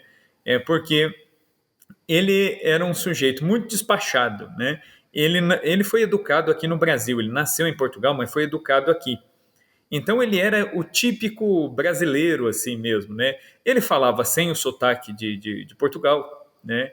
Ele era visto andando pelas ruas do Rio de Janeiro, andando a cavalo, tinha amizade com gente de todas as classes sociais, bebia no meio de gente simples, né? Imagine, né, um monarca tomando cachaça por aí, né? Dom Pedro I era visto, né, parado por aí, às vezes bebendo, cumprimentando as pessoas, conversando com o escravo, falando com as mulheres no meio da rua, numa época em que havia toda ainda uma cerimônia, uma coisa. Então, ele era conhecido também por ser um pouco despachado até demais, falava o que dava na telha, até era considerado um pouco mal educado, até pelos padrões europeus, né, de educação de um príncipe, mas era um homem que era muito próximo do povo. Então, qual que era a expectativa que todo mundo tinha dele? Parece até com alguém, né, de hoje aí, né? Parece. Pois é, né? Há semelhanças, né? O Brasil tem uma identificação com as pessoas assim, né? E aí, Dom Pedro, ele tinha tudo, né, na cabeça dos políticos, assim, da época, né, para ser um cara liberal. E aí, quando foram escrever a Constituição do Brasil, reduziram os poderes do monarca e o monarca virou quase um enfeite. O que ele fez? Ele não pensou duas vezes, ele usou do poder dele. E ele dissolveu o parlamento. E ele decretou, ele falou assim, todos os deputados estão demitidos e têm que deixar a Câmara. Quem não deixar vai ser preso. E aí alguns deputados resolveram ficar dentro lá da Câmara escrevendo uma Constituição liberal para o Brasil, de inspiração maçônica, baseada na Revolução Francesa, né? Foi a chamada Noite da Agonia. Na manhã seguinte foi todo mundo preso, ele cumpriu o que prometeu. E aí a Constituição do Brasil, a primeira Constituição de 1824, ela foi escrita de um modo muito interessante. Dom Pedro ele fez mais ou menos o que os americanos fizeram lá nos Estados Unidos. Né? O que ele fez? Ele colocou os políticos na rua. Falou, olha, vocês vão coletar as opiniões das pessoas para poder escrever a lei. O que as pessoas pensam sobre propriedade privada, pena de morte, sobre escravidão, sobre ocupação de território, sobre compra e venda. Então vocês vão escutar o que as pessoas pensam e vão tabular essas opiniões. Então é interessante que a primeira Constituição brasileira, ela partiu de onde? Do povo. Lá nos Estados Unidos deu certo, né? E aqui também deu certo essa primeira Constituição durante muito tempo. Por quê? Uma Constituição de um país, o que é a Constituição? Conjunto de leis que rege o país. Para dar certo, ela tem que partir de onde? De qual pressuposto? Ela tem que partir da vontade do povo. Lá nos Estados Unidos, quantas constituições os americanos já tiveram na sua história? Uma só. É a mesma Constituição de 1776 até hoje. E por que lá funciona? Porque partiu da vontade do povo. Aqui no Brasil nós já estamos na sexta Constituição. Depois da Constituição de Dom Pedro I, já foram escritas outras 6. Por que nós temos 6 constituições? Porque não deu certo. E se não deu certo é porque as constituições elas não partiram da vontade do povo, mas da vontade de grupos. Se você pegar a lei brasileira hoje e perguntar para as pessoas, você concorda com isso? Galera, certamente vai falar. Pergunta para os brasileiros, o que os brasileiros realmente pensam sobre porte de arma, sobre pena de morte para crime hediondo, sobre pena para político que comete atos de corrupção. Vai ver o que o povo pensa. É isso que deveria estar na Constituição. Por quê? Porque a Constituição ela tem que expressar, já que o poder emana do povo numa república, né? Ou numa monarquia liberal, né? Se o poder emana do povo, o povo tem que ser ouvido, o povo tem que ser considerado, né? Só que Dom Pedro ele fez isso. A única coisa que ele mudou na Constituição foi quando chegava no papel do imperador, que estava sem poderes. Aí ele criou o quarto poder, que era o poder moderador. Foi muito criticado, que aí o pessoal falava, é o parlamentarismo às avessas, porque aí o poder moderador vai interferir nos outros 3. Mas ele não interferiu o tempo todo, não, e arbitrariamente. Se a gente for pensar, o STF, hoje em dia aqui no Brasil, ele interfere muito mais, é muito mais violento para a democracia, interferindo nos outros poderes do que o poder moderador da monarquia, né? Dom Pedro I nunca mandou prender, nunca mandou extraditar, por exemplo, jornalistas que estavam falando mal dele nos jornais. O STF manda fazer isso hoje em dia, né? Então, há uma interferência nos outros poderes, né? Aqui no Brasil hoje, o executivo serve para quê? Só para representar o Brasil, né, em reuniões internacionais, porque o poder executivo aqui não executa nada, né? Está amarrado pelo judiciário. O poder legislativo está amarrado aos interesses de grupos e também está atrelado ao judiciário. Então, quem é que governa o Brasil? O judiciário, né, hoje em dia. Então, nós temos um regime de exceção, uma espécie de AI-5 do poder judiciário, né, entendeu? É uma interferência de poderes que, pela natureza da República, não deveria acontecer. Na prática, acontece. Na história do Brasil, aliás, nós tivemos pouquíssimos respiros de democracia na história do Brasil. Pouquíssimos, né? E o que temos hoje não é democracia, né? É outra coisa, mas não é democracia. Então, na monarquia, nós tivemos o quê? Uma Constituição baseada na vontade do povo. Só que Dom Pedro ele fecha o Congresso, dissolve a Câmara, e ele outorga a Constituição, ou seja, ele retocou a Constituição e ele publicou. Ela foi outorgada, ela foi dada pela autoridade do imperador. Essa Constituição ela valeu durante todo o período do Império, de 1822 a 1889. Ela vigorou, com algumas emendas, alguns ajustes, mas ela vigorou sem problemas, né? Aqui no Brasil, nunca uma Constituição vigorou por tanto tempo na nossa história como a Constituição do Império. Ela foi a mais duradoura, né, das constituições. Por quê? Porque a monarquia era natural para o nosso povo, porque partia da vontade e da opinião do nosso povo. Aí vem o segundo reinado já não foi tão tranquilo assim nesses termos ideológicos, né? O primeiro reinado ele foi conturbado, por quê?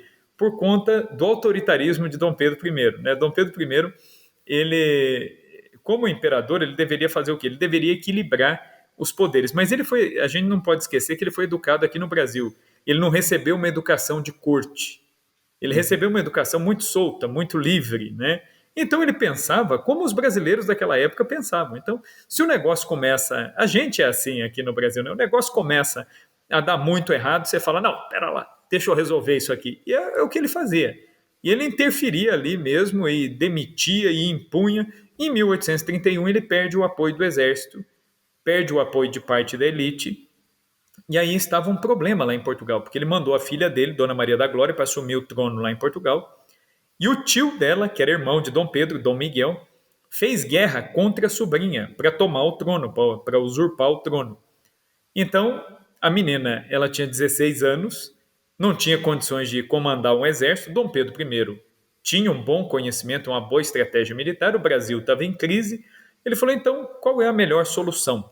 Né? Nesse ponto é o grande diferencial da monarquia. A monarquia não pensa nas próximas eleições. Na república, o político pensa nas próximas eleições. Na monarquia, o monarca ele pensa nas próximas gerações. Então, o monarca, ele sabe a hora de dar um passo e ele sabe a hora de retroceder. E Até Dom mesmo Pedro, porque ele viu. vai deixar pro sucessor dele, né? Pro filho Sim, dele. Ele não vai deixar ele pra tem um que cara de pensar. outro partido e vai deixar tudo cagado Exato. pro cara, entendeu? Ele tem que É deixar a coisa claro, é meio que claro. andada já, né? Ele vai falar, se eu deixar uma bucha aqui, quem pega é meu filho. Se não for meu filho, é meu neto. Então, é minha Uhum. família que vai se danar nisso aqui. Então, eu tenho que dar um jeito aqui, né? E aí, o que Dom Pedro pensou como estratégia? Ele falou, bom, eu vou a Portugal, entro em guerra contra o meu irmão para garantir o trono da minha filha. E a ideia dele não era nem ser coroado, era garantir o trono da filha, né? E ele falou, e ao mesmo tempo eu abdico do trono aqui no Brasil, a situação política vai se apaziguar, mas eu deixo o herdeiro.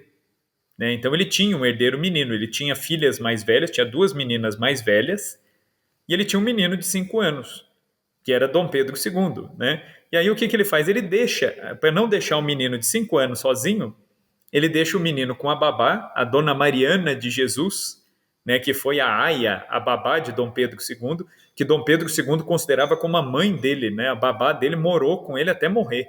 Né, e ele considerava como a mãe dele, a grande conselheira, a grande amiga dele, né, Dona Mariana de Jesus, que é um outro personagem muito esquecido aqui na história do Brasil. Né? Essa mulher educou Dom Pedro, cuidou dele, e ele deixa as 2 irmãzinhas, Dona Francisca e Dona Januária, né, que tinha 9 e 10 anos. Elas tinham 9 e 10 anos e elas ficam junto com o irmãozinho. Né? Então, ele abdica do trono, vai para Portugal. Em Portugal, Dom Pedro é recebido como herói, porque os portugueses estavam vendo a guerra. E aí, por que ele foi recebido como herói? Todo mundo falou. Ele proclamou a independência do Brasil, ele deu Constituição, ele formou um país na América do Sul. Né? Abaixo da linha do Equador, nós temos uma parte de Portugal, uma herança portuguesa que ficou lá, e foi ele que deu isso, agora ele está retornando. Tanto é que ele foi recebido tão festivamente na cidade do Porto que ele fez uma promessa que ele cumpriu. Né? Depois da morte, cumpriram em nome dele. E ele disse que quando ele morresse, ele queria que o coração dele fosse tirado e fosse entregue à cidade do Porto. E ele seria sepultado em Lisboa, que é onde os reis são enterrados, no Panteão dos Bragança, mas ele queria que o coração dele fosse arrancado e entregue à cidade do Porto. Tanto é que o coração de Dom Pedro I está lá, na Catedral da cidade do Porto, né, numa parede lateral da catedral. Né, o coração de Dom Pedro foi colocado lá, ele foi extraído depois da morte, colocado num relicário, está na parede da igreja lá, né, conservado dentro do formol lá. Né. Os restos mortais de Dom Pedro vieram para o Brasil, ele está aqui, está em São Paulo, dentro do Monumento da Independência. Né. Mas ele disse que ele queria dar o seu coração ao Porto. Então ele foi, depois destas guerras, em 1836, né, com 36 para 37 anos, ele faleceu de tuberculose. Né? Faleceu também sacramentado, arrependido dos seus pecados, com alguns filhos legítimos e outros 22 filhos ilegítimos, né, Caraca. extraconjugais, né? Ele tinha uma vida bem movimentada, né? Geralmente o pessoal fala só dessa vida extraconjugal dele, né? A vida dele não Uhum. era só isso, mas foi muito disso, né? Aqui no Brasil Uhum. mesmo ele deixou, né, alguns descendentes aí bastardos, né? Enfim, há até uma grande desconfiança de que alguns dos filhos aí da Marquesa de Santos, na verdade, não eram filhos do esposo dela, né? Mas eram filhos do próprio Dom Pedro, né? A Domitila de Castro, Canto e Melo, né? A Marquesa de Santos, né? Que foi a mais célebre aí das amantes de Dom Pedro I, né? Mas, enfim, é um homem que buscou cumprir o seu dever, deixou aqui no Brasil Dom Pedro II. Dom Pedro II estava com 5 anos. Dom Pedro II foi um show do horror, né? A abdicação de Dom Pedro, né? Porque os brasileiros fizeram festa, porque o que os brasileiros queriam? A estabilidade da monarquia. Quando Dom Pedro abdicou, veio o susto, né? Qual era o medo? De que Portugal retomasse isso aqui. E aí, quando o povo soube que ele deixou o filho e deixou as duas princesas aqui, então veio a festa, né? Só que para Dom Pedro, que tinha 5 anos de idade, aquilo tudo foi um horror. Por quê? O Palácio de São Cristóvão foi invadido pela multidão, né, que para acalmar os ânimos do povo que estava na rua do Rio de Janeiro, resolveram pegar o príncipe, pegaram ele à força, vestiram o moleque de 5 anos com um fardão, né, de príncipe, colocaram a faixa de príncipe. Nossa. Ele era muito pequeno, né, e meteram ele dentro da carruagem. A carruagem que era usada pela monarquia, ela foi doada, né, para o Museu de Arte Sacra do Rio de Janeiro. Essa carruagem ela fica hoje na Catedral do Rio, ela é usada na procissão de Corpus Christi, isso, para carregar o Santíssimo, né? Meteram Dom Pedro II dentro daquela carruagem junto com a babá, né? A ideia era levar o moleque sozinho, ele estava chorando tanto que aí botaram a babá, falou, não, a senhora tem que ir junto.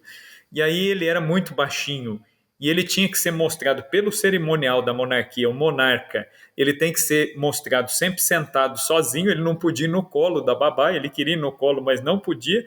Tiveram que amarrar o moleque numa cadeira mais elevada dentro da carruagem. Nossa. E ele chorando, berrando, Nossa. E o povo cercando a carruagem. Foi um espetáculo. Nossa, né? Que terrível. Para o povo foi uma apoteose, para o menino foi um horror, né? Um trauma, né? Talvez por isso Dom Pedro II era tão intimista, ele falava pouco, era muito vergonhoso. Talvez é o trauma lá da infância, né? Nossa, que trauma, hein? E aí ele foi carregado lá do Palácio de São Cristóvão até um Paço Imperial no centro do Rio. É longe pra caramba, para quem conhece lá o Rio sabe que é longe. O povo foi a pé, né, e gritando e festejando e agitando bandeiras ali do lado da carruagem. E aí quando o menino chega no Paço Imperial, ele era muito pequeno, né, os ministros falaram, nós temos que mostrá-lo na janela, né? E aí então amarraram ele a uma cadeira, né, uma espécie de trono, o moleque foi amarrado e foi... imagina fazer isso com uma criança de 5 anos, né? Ele foi erguido na janela, né? Na sacada da janela, imagina, né? E aí, quando ele foi erguido, o exército brasileiro, ainda para colaborar, para ajudar, fez os canhões troarem, né? Com os 21 tiros lá, a salva, e aí ele berrava, né? Chorando, assustadíssimo, né? Mas para os brasileiros foi festa, né? Porque o trono estava garantido, então existia um herdeiro para o trono. E aí foi instituída a regência, né? O governo da regência deveria ficar 13 anos no poder, com ministros que seriam eleitos a cada 5 anos para governar o Brasil até Dom Pedro atingir a maioridade. Só que não deu certo, né? Explodiu um monte de guerra, um monte de revolta aqui no Brasil. A mais curiosa das revoltas foi a Sabinada, né? Na Bahia. Um médico chamado Francisco Sabino, né? Ele fez o quê? Ele proclamou a república na Bahia, foi apoiado pelos baianos, só que seria uma república com prazo de validade. A república ela duraria 13 anos. Quando o imperador completasse 18 anos, a república seria dissolvida e a Bahia voltaria a se integrar ao Império do Brasil. Ou seja, os baianos não queriam ser governados por uma regência, eles queriam a monarquia. Então, olha que interessante. Então, as grandes revoltas regenciais, elas nascem por isso. Porque na regência eram políticos governando o Brasil. O povo brasileiro não queria. Isso não era algo natural, não estava no desejo dos brasileiros, né? Isso é muito curioso, né? E aí, então, tanto é que quando Dom Pedro completou 14 anos, o Partido Liberal falou, olha, está tendo tanta guerra, tanto problema, vamos adiantar a maioridade do príncipe. E aí colocaram Dom Pedro numa cilada, né? Porque Dom Pedro ele nem percebeu a cilada em que ele caiu. Quando os liberais falaram nisso, o que os conservadores falaram? Não, mas nós temos a Constituição, não podemos desrespeitar. Mais 4 anos a gente vai esperar, né? Bem típico de conservador, né? Vamos aguardar, né? E os liberais falaram, não, vamos mudar a lei, né? Que assim a gente resolve o problema já. E aí os liberais arrumaram uma solução boa, né? Porque eles tinham um número expressivo, né, na Câmara, eles falaram, vamos perguntar para o príncipe o que ele acha, né? E aí não explicaram direito para Dom Pedro qual era a proposta. Chegaram lá no palácio e simplesmente disseram para ele, Sua Majestade participa das sessões na Câmara, estuda, lê muito desde pequeno, tem uma educação esmerada. E Dom Pedro II, realmente, de todos os governantes brasileiros, sem dúvida nenhuma, o mais culto foi ele. O cara falava e conhecia 23 idiomas, né? Agora, na situação atual em que nós estamos no Brasil, se a gente encontrar um presidente que saiba falar português, a gente fica feliz, né? O Temer era corrupto, mas tinha um português impecável, né? Então a gente ficava contente de ver, né? Depois de tantos anos, o Temer usando mesóclise, né? Ênclise, próclise, né? Essas figuras de linguagem aí que a gente não ouvia mais, né? Então, quer dizer, mas pensem para bem, então era um cara que era um cientista, ele tinha um interesse por ciência muito grande, conhecia vários idiomas, inclusive idiomas antigos, né? A primeira tradução das Mil e Uma Noites aqui para o português, quem fez a tradução do árabe para o português? Dom Pedro II, né? Então era um homem de uma cultura ampla, e isso desde criança, né? Ele tinha uma facilidade muito grande para o estudo. E aí chegaram e perguntaram para ele: Sua Majestade estaria pronto para servir o Brasil quando? Olha a pergunta capciosa, né? Ele falou assim: eu estou pronto agora, se for preciso.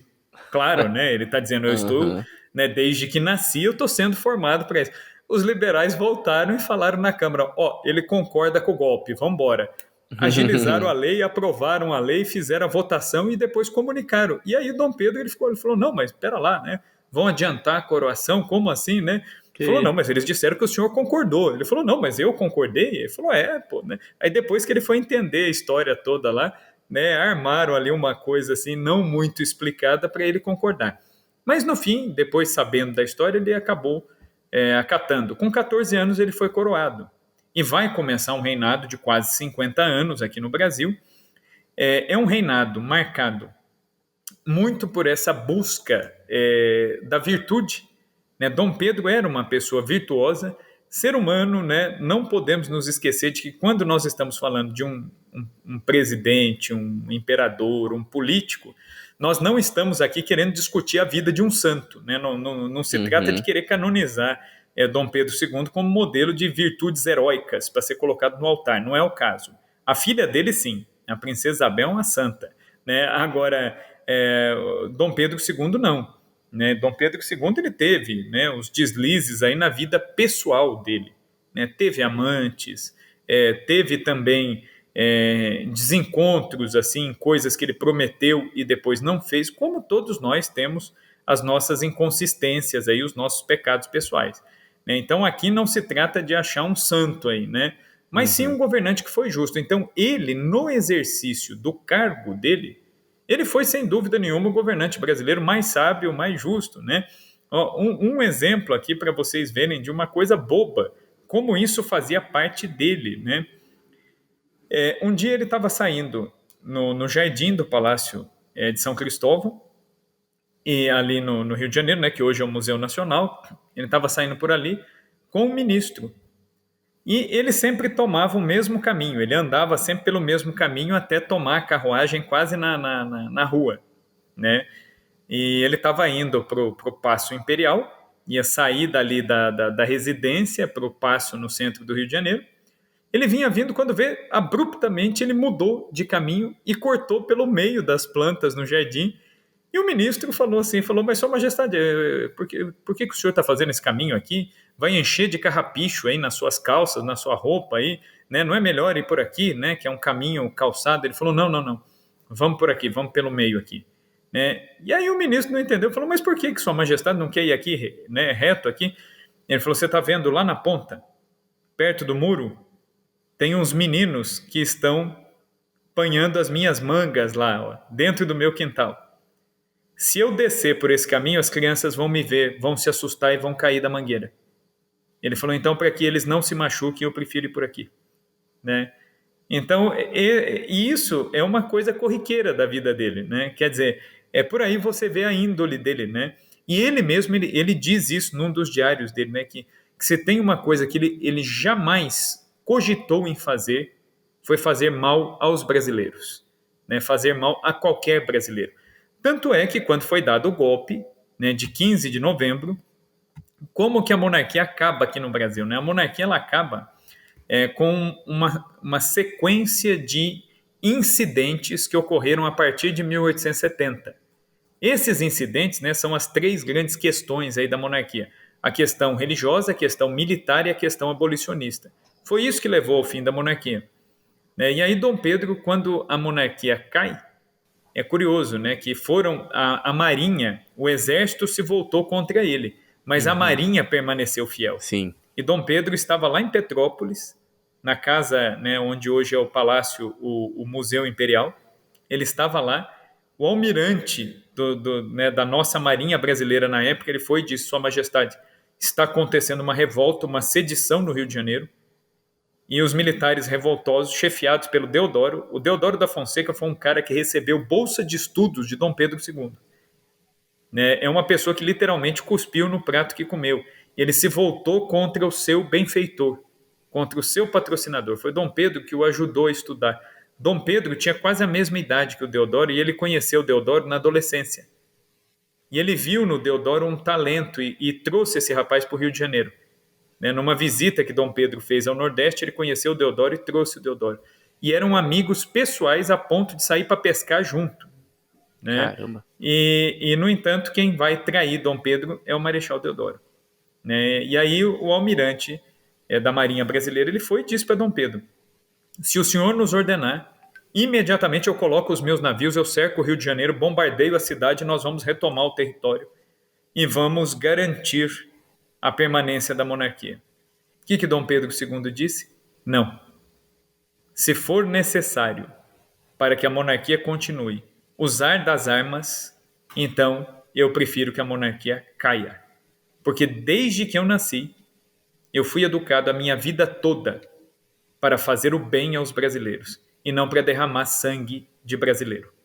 Se para derramar sangue de brasileiros, se for esse o preço para manter a monarquia, é preferível que a monarquia caia. E ele não autorizou. E a monarquia caiu porque ele não autorizou para não derramar sangue de brasileiro. E aí a gente pode se perguntar, ao longo da história do Brasil, qual governante teria tido uma preocupação dessas, né, de não querer derramar sangue dos brasileiros? Né? Nós sempre tivemos na República governantes que derramaram sangue dos brasileiros ou de maneira direta ou de maneira indireta, né, com uma segurança ineficaz, com uma saúde ineficaz, com falta de condições que tornam a vida do brasileiro impossível. Quanta gente morre de fome. Né? Então, se os nossos governantes tivessem essa visão moral de não fazer mal aos brasileiros, certamente, e isso, quando eu digo isso, não é só o presidente, não, é todo mundo. Né? Isso seria muito diferente, né? A nossa situação seria outra.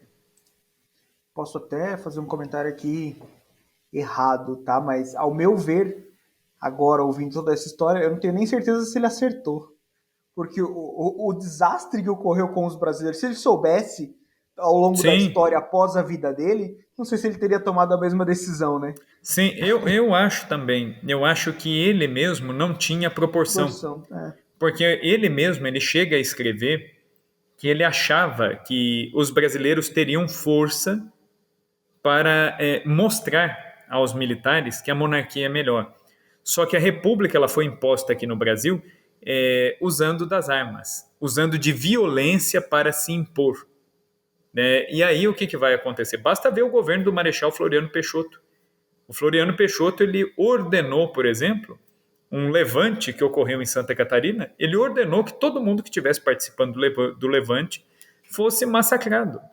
E quem comandou esse levante?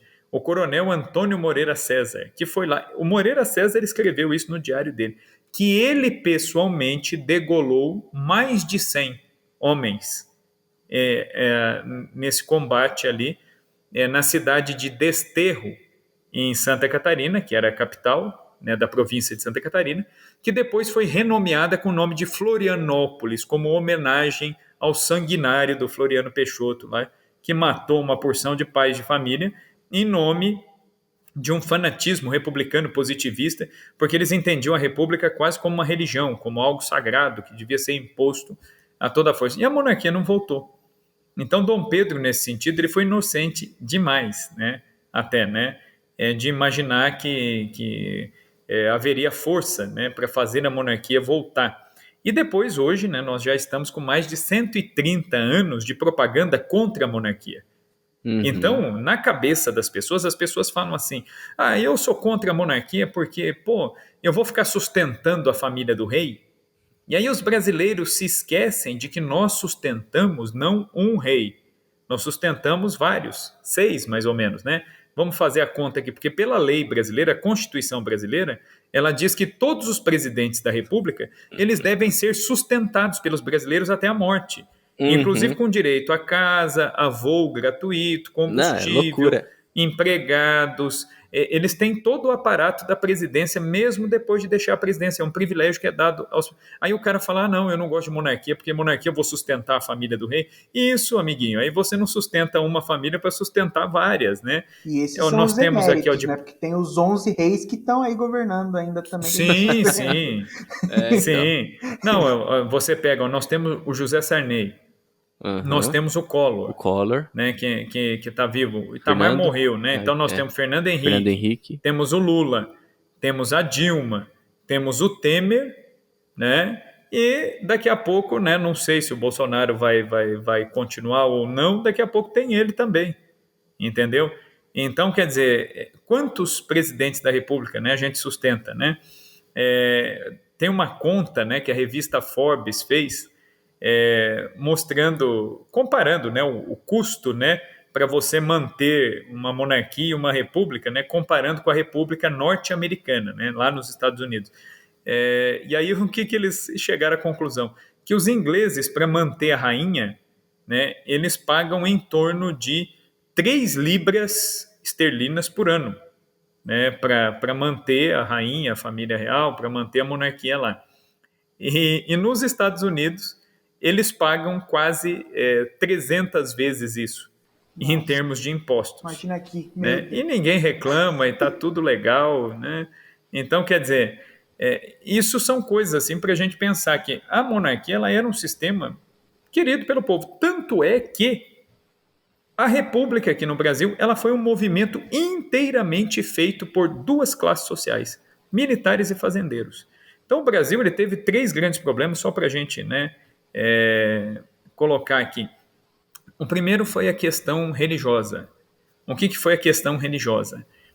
Aqui no Brasil existe um acordo, né, entre a monarquia e o papado, a Santa Sé.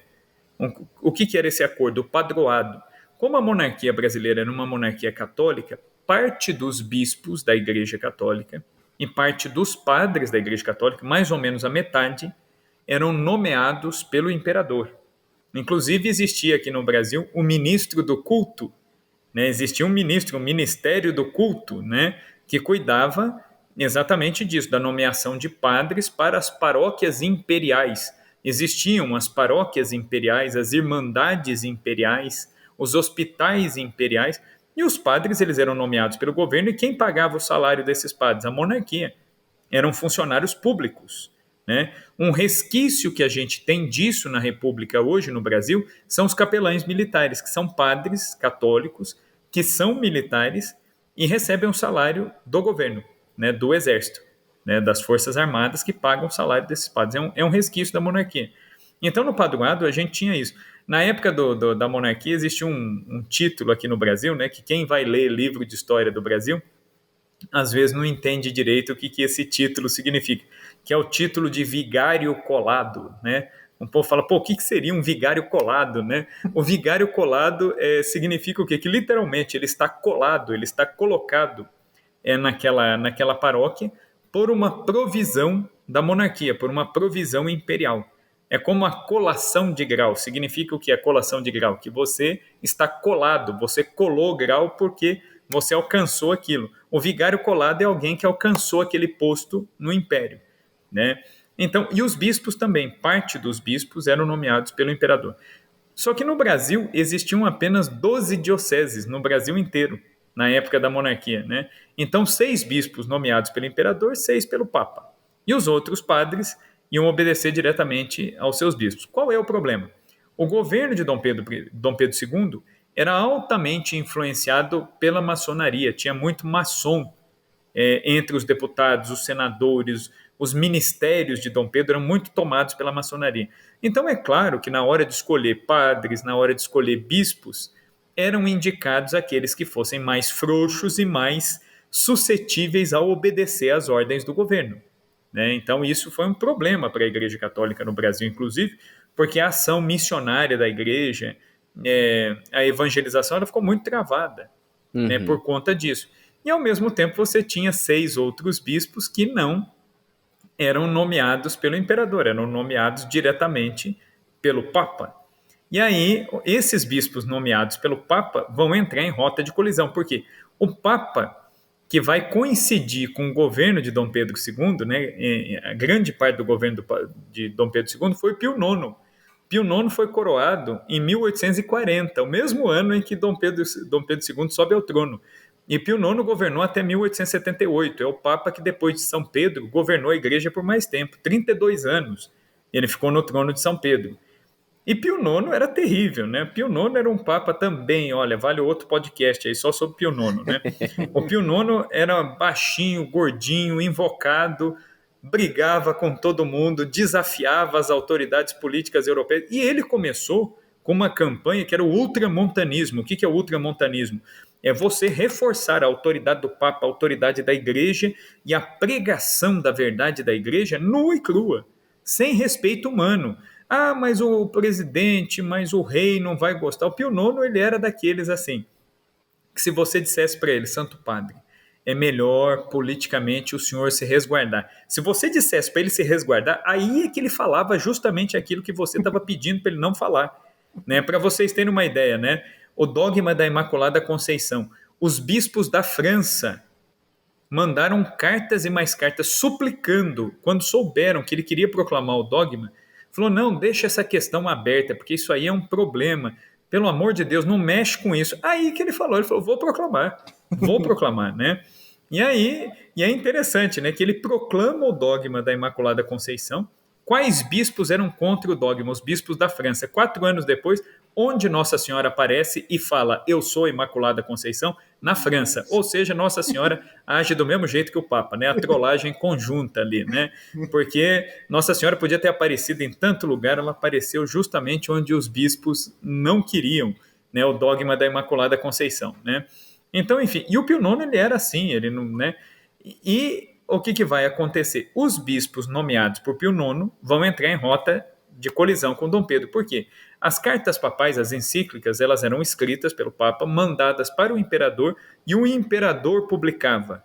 Era necessário ter o imprimatur regio para poder sair. E aí o que acontece? O Pio IX, em 1870, ele escreveu o Sílabus, que é uma das encíclicas mais polêmicas da história da Igreja, que é uma lista dos erros modernos, muito atuais, inclusive até hoje, e o Papa condena um por um, excomungando todo mundo, inclusive, né, a cereja do bolo é que o Papa mandou expulsar os maçons das Irmandades Católicas.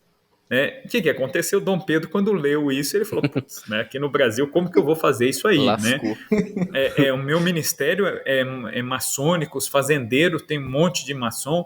Ele falou, bom, aquela solução bem brasileira, vou enfiar na gaveta aqui, vou dar de louco aqui e acabou, né? E está resolvido o problema. O que aconteceu? Teve a visita ad limina dos bispos do norte e nordeste do Brasil. Aí, destes bispos, né, tinham lá alguns bispos, mas 2, sobretudo, não gostaram do que ouviram, porque o Papa perguntou, falou, e a repercussão da minha encíclica lá no Brasil? Os bispos ficaram com cara de pastel ali, falou, pô, que encíclica, né? E aí que eles tomaram conhecimento dos sílabos. O embaixador do Brasil foi chamado na hora, e aí o Pio IX já deu o pito no embaixador do Brasil, e aí o embaixador do Brasil já teve que avisar Dom Pedro, falou, o negócio vai dar pau aqui. O Papa está muito bravo, o Papa está ameaçando o senhor de excomunhão, inclusive o imperador está ameaçado de excomunhão porque o senhor, como filho da igreja, não pode fazer um negócio desse, né? O que Dom Pedro fez? Resolveu cozinhar o galo mais um pouco. Falou, não, vamos levando aqui como dá. Só que o que aconteceu? 2 bispos, quando chegaram aqui no Brasil, publicaram o sílabo sem a permissão do imperador mesmo. Foram soltando a carta do Papa aos poucos nos jornais e começaram a imprimir partes da encíclica e distribuir nas missas, né, que era o Dom Antônio Macedo Costa, que é o bispo de Belém, lá no Pará, e o Dom Vital, né, que era o bispo de Olinda, né, Capuchinho, né, bispo de Olinda. E aí o que Dom Pedro faz? Ao invés de tentar contornar a situação, e instado pelos políticos, né, que jogaram na fogueira, falaram, não, vai lá, você tem que tomar uma providência, fazer valer sua autoridade, né? Parece aquele meme do diabinho falando, né, vai lá, não dá nada não, né, vai lá, prende os bispos aí, né, o Brasil, 99% de católicos, não vai dar nada não, vai lá que a monarquia é popular, aqui não... O que acontece? Ele prendeu os 2 bispos e os bispos foram acusados de crime de lesa majestade. A Constituição de 1824 previu que, para crime de lesa majestade, pena de morte. Aí surge um pequeno problema. A princesa Isabel, que era herdeira do trono, ela peita o pai. E ela fala, né, para Dom Pedro, falou, papai, se o senhor fizer isso, né, o senhor terá, inclusive, o meu apoio retirado, né, do seu governo. Né? E aí o negócio começou a dar pau dentro de casa, né? Não era só mais a opinião pública. A opinião pública dos católicos se voltaram massivamente contra o imperador. Dom Pedro fez o quê? Ele deu uma regada, né? Então, ao invés de pena de morte, prisão perpétua. Eles seriam mandados para trabalho forçado numa ilha, né, quebrando pedra para o resto da vida, né? Algo bem tranquilo, mas não seriam executados. Isso melhorou? Não.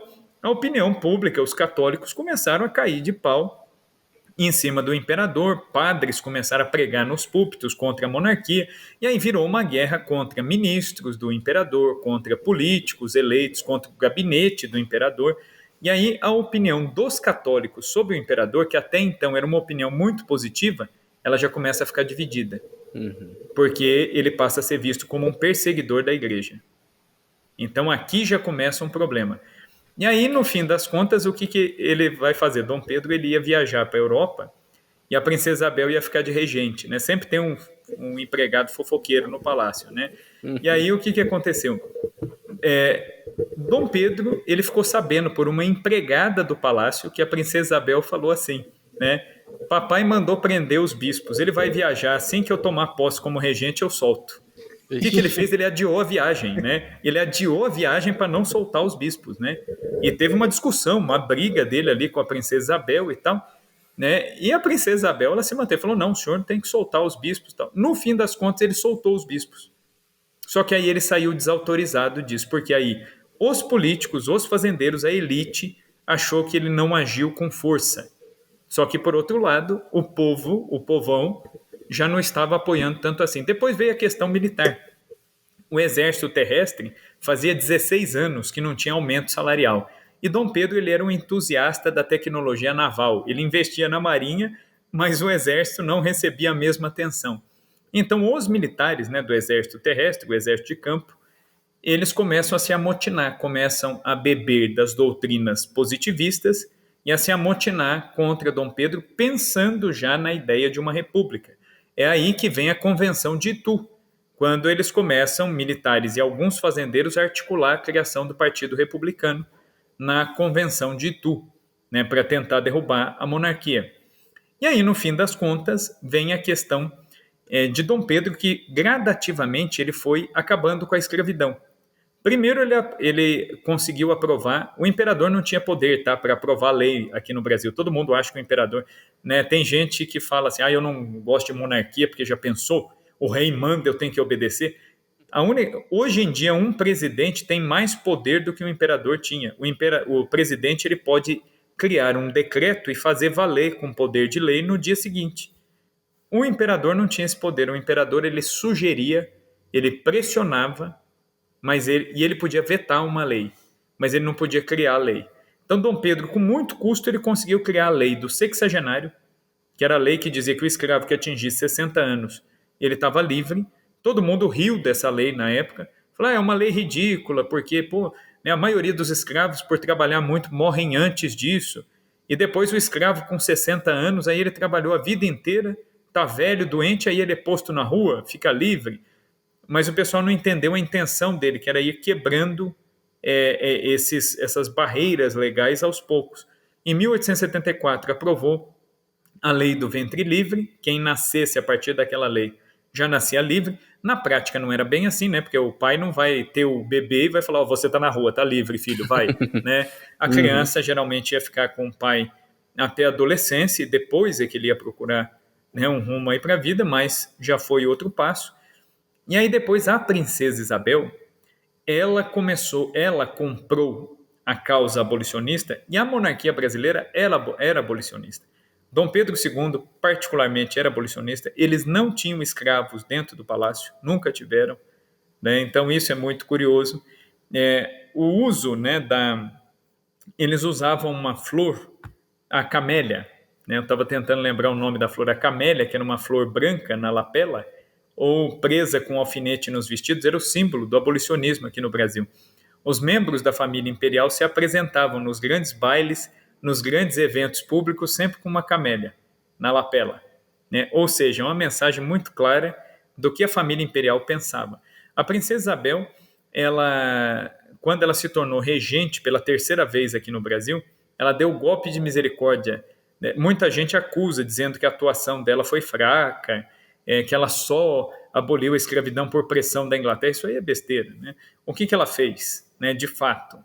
Ela pegou a riqueza dela, o dinheiro dela, as propriedades dela, ela vendeu e num determinado dia, um dia de domingo, ela pediu para que todos os donos de escravos de Petrópolis mandassem os seus escravos para o Palácio de Vidro. Existe lá em Petrópolis até hoje, né, uma praça, né, que tem o Palácio de Cristal. E ela mandou colocar uma mesa e trouxe um avaliador de escravos e pediu para fazer um levantamento do preço de todos os escravos de Petrópolis. O que a princesa Isabel fez? Ela comprou com a fortuna pessoal dela todos os escravos de Petrópolis e libertou um por um. Ela deu a carta de alforria de um por um. E aí a imprensa veio, né? E o que ela fez? Ela usou disso. Ela falou assim, perguntaram por que Sua Majestade fez isso? Ela falou assim, para que os parlamentares brasileiros entendam o que eles devem fazer no campo das leis, né? Então Petrópolis foi a primeira cidade totalmente sem escravos aqui no sul e sudeste, né? Um pouco antes disso, o Ceará tinha acabado com a escravidão, de comum acordo entre os fazendeiros. Então a princesa ela foi ganhando força. Em 1888 a lei foi proposta pelo deputado Joaquim Nabuco, que foi outra grande mente, assim, um dos políticos mais inteligentes daqui do Brasil. O Nabuco conseguiu fazer a lei passar na Câmara dos Deputados, e aí a lei foi levada até o Senado e ela passou no Senado. Quando a lei passou no Senado, os senadores foram em comitiva, junto inclusive com alguns negros. O Rebouças, o André Rebouças, que era amigo da princesa Isabel, era um engenheiro negro, né, que era escravo, foi alforriado, estudou.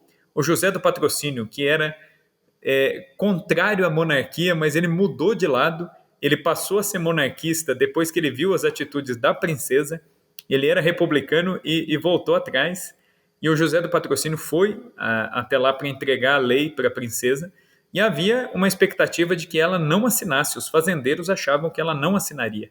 Falou, não, ela não vai fazer isso, não vai tirar a mão de obra de nós fazendeiros, que somos os grandes apoiadores da monarquia, e ela tirou.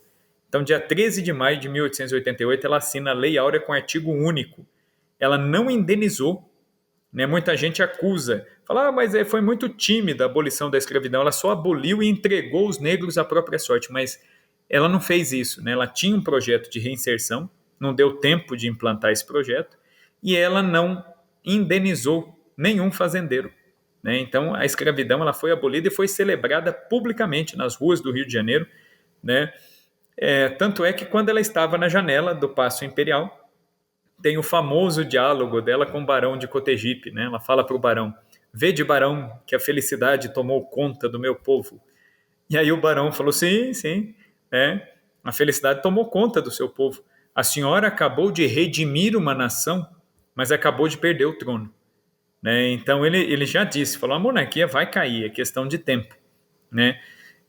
A Igreja Católica se manifestou.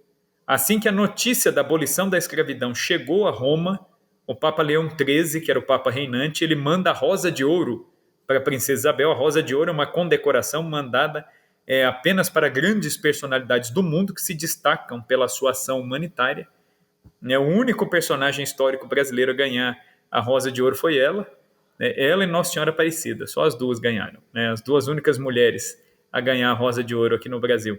Ela ganhou a Rosa de Ouro, né? Então, embora a igreja tivesse elogiado, tivesse feito isso, o que o barão previu aconteceu.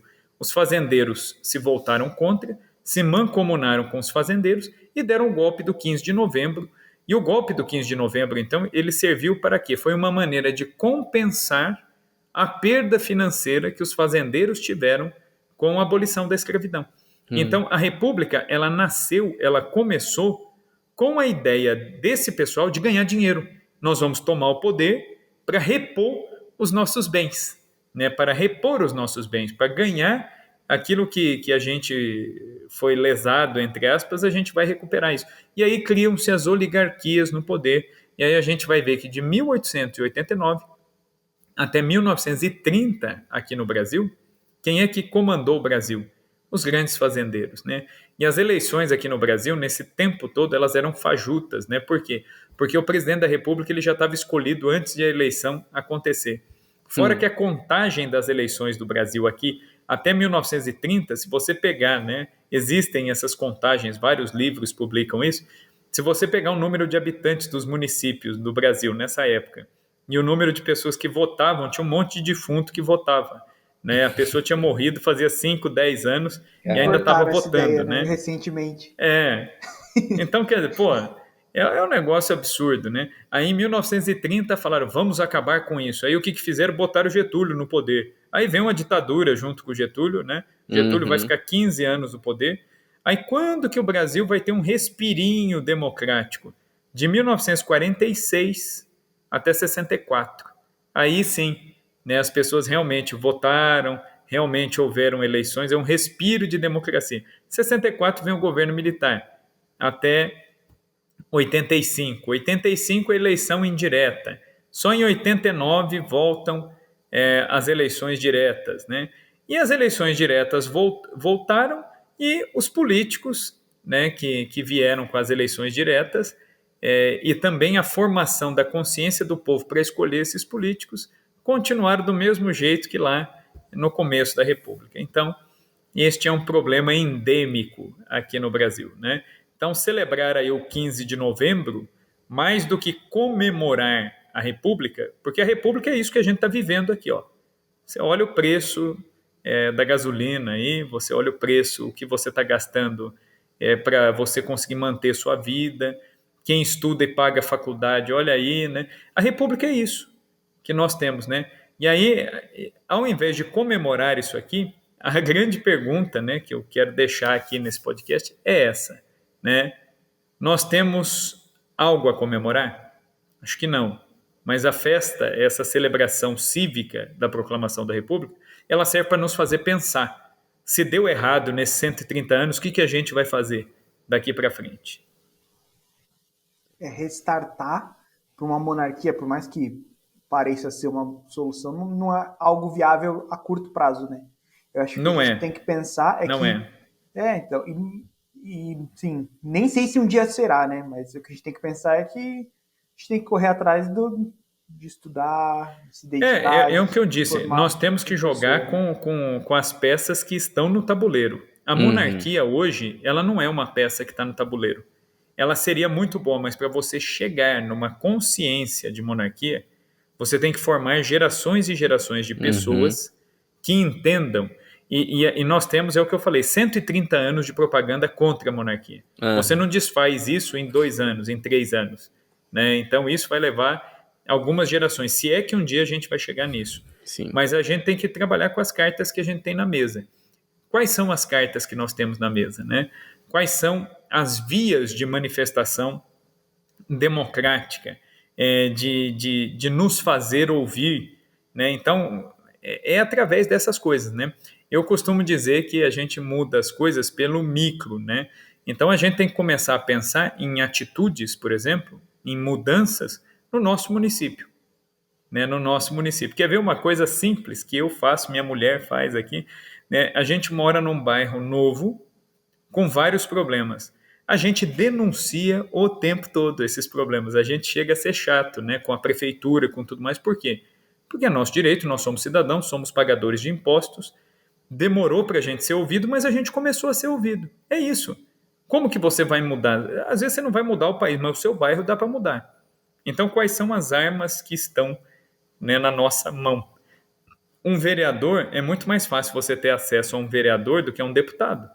Uhum. Então, na sua cidade, né, o que dá para ser feito? Né? Então, como que dá para você cobrar isso? Então, a gente tem que começar a pensar nisso, né? Na base, né? Nos municípios. Né? E às vezes a gente pensa muito lá em cima, tal. É importante também, né, pensar a longo prazo, pensar lá em cima, mas não resolve tudo.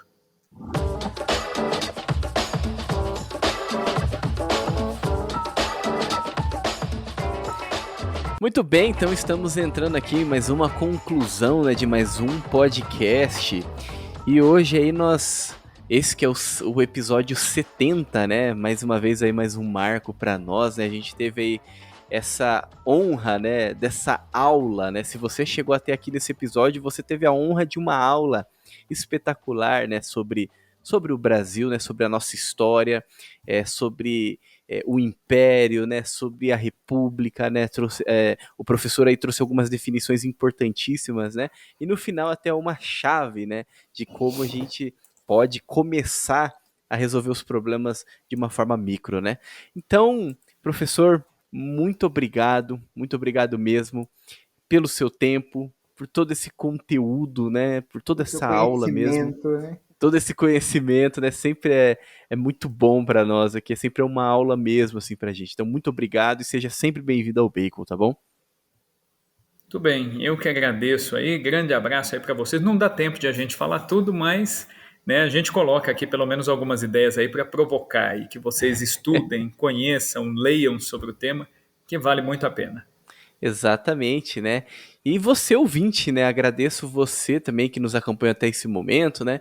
Mais uma vez aí os links, né, vão estar aqui na descrição, seja o perfil do professor, seja o perfil do Bacon, a nossa campanha do Apoia-se também. Então depois clica lá, né? Se você não nos segue, segue a gente. Se você não segue lá o canal do YouTube, vai lá, se inscreve, deixa o seu like, né? Que vai ajudar bastante. Acompanhe lá também o trabalho do professor lá no perfil dele do Instagram e fique atento, né? Quando abrir aí as inscrições do curso, né? Fique lá esperto. Muito obrigado por nos acompanhar até esse momento. Fique com Deus e que a força do Bacon esteja com você.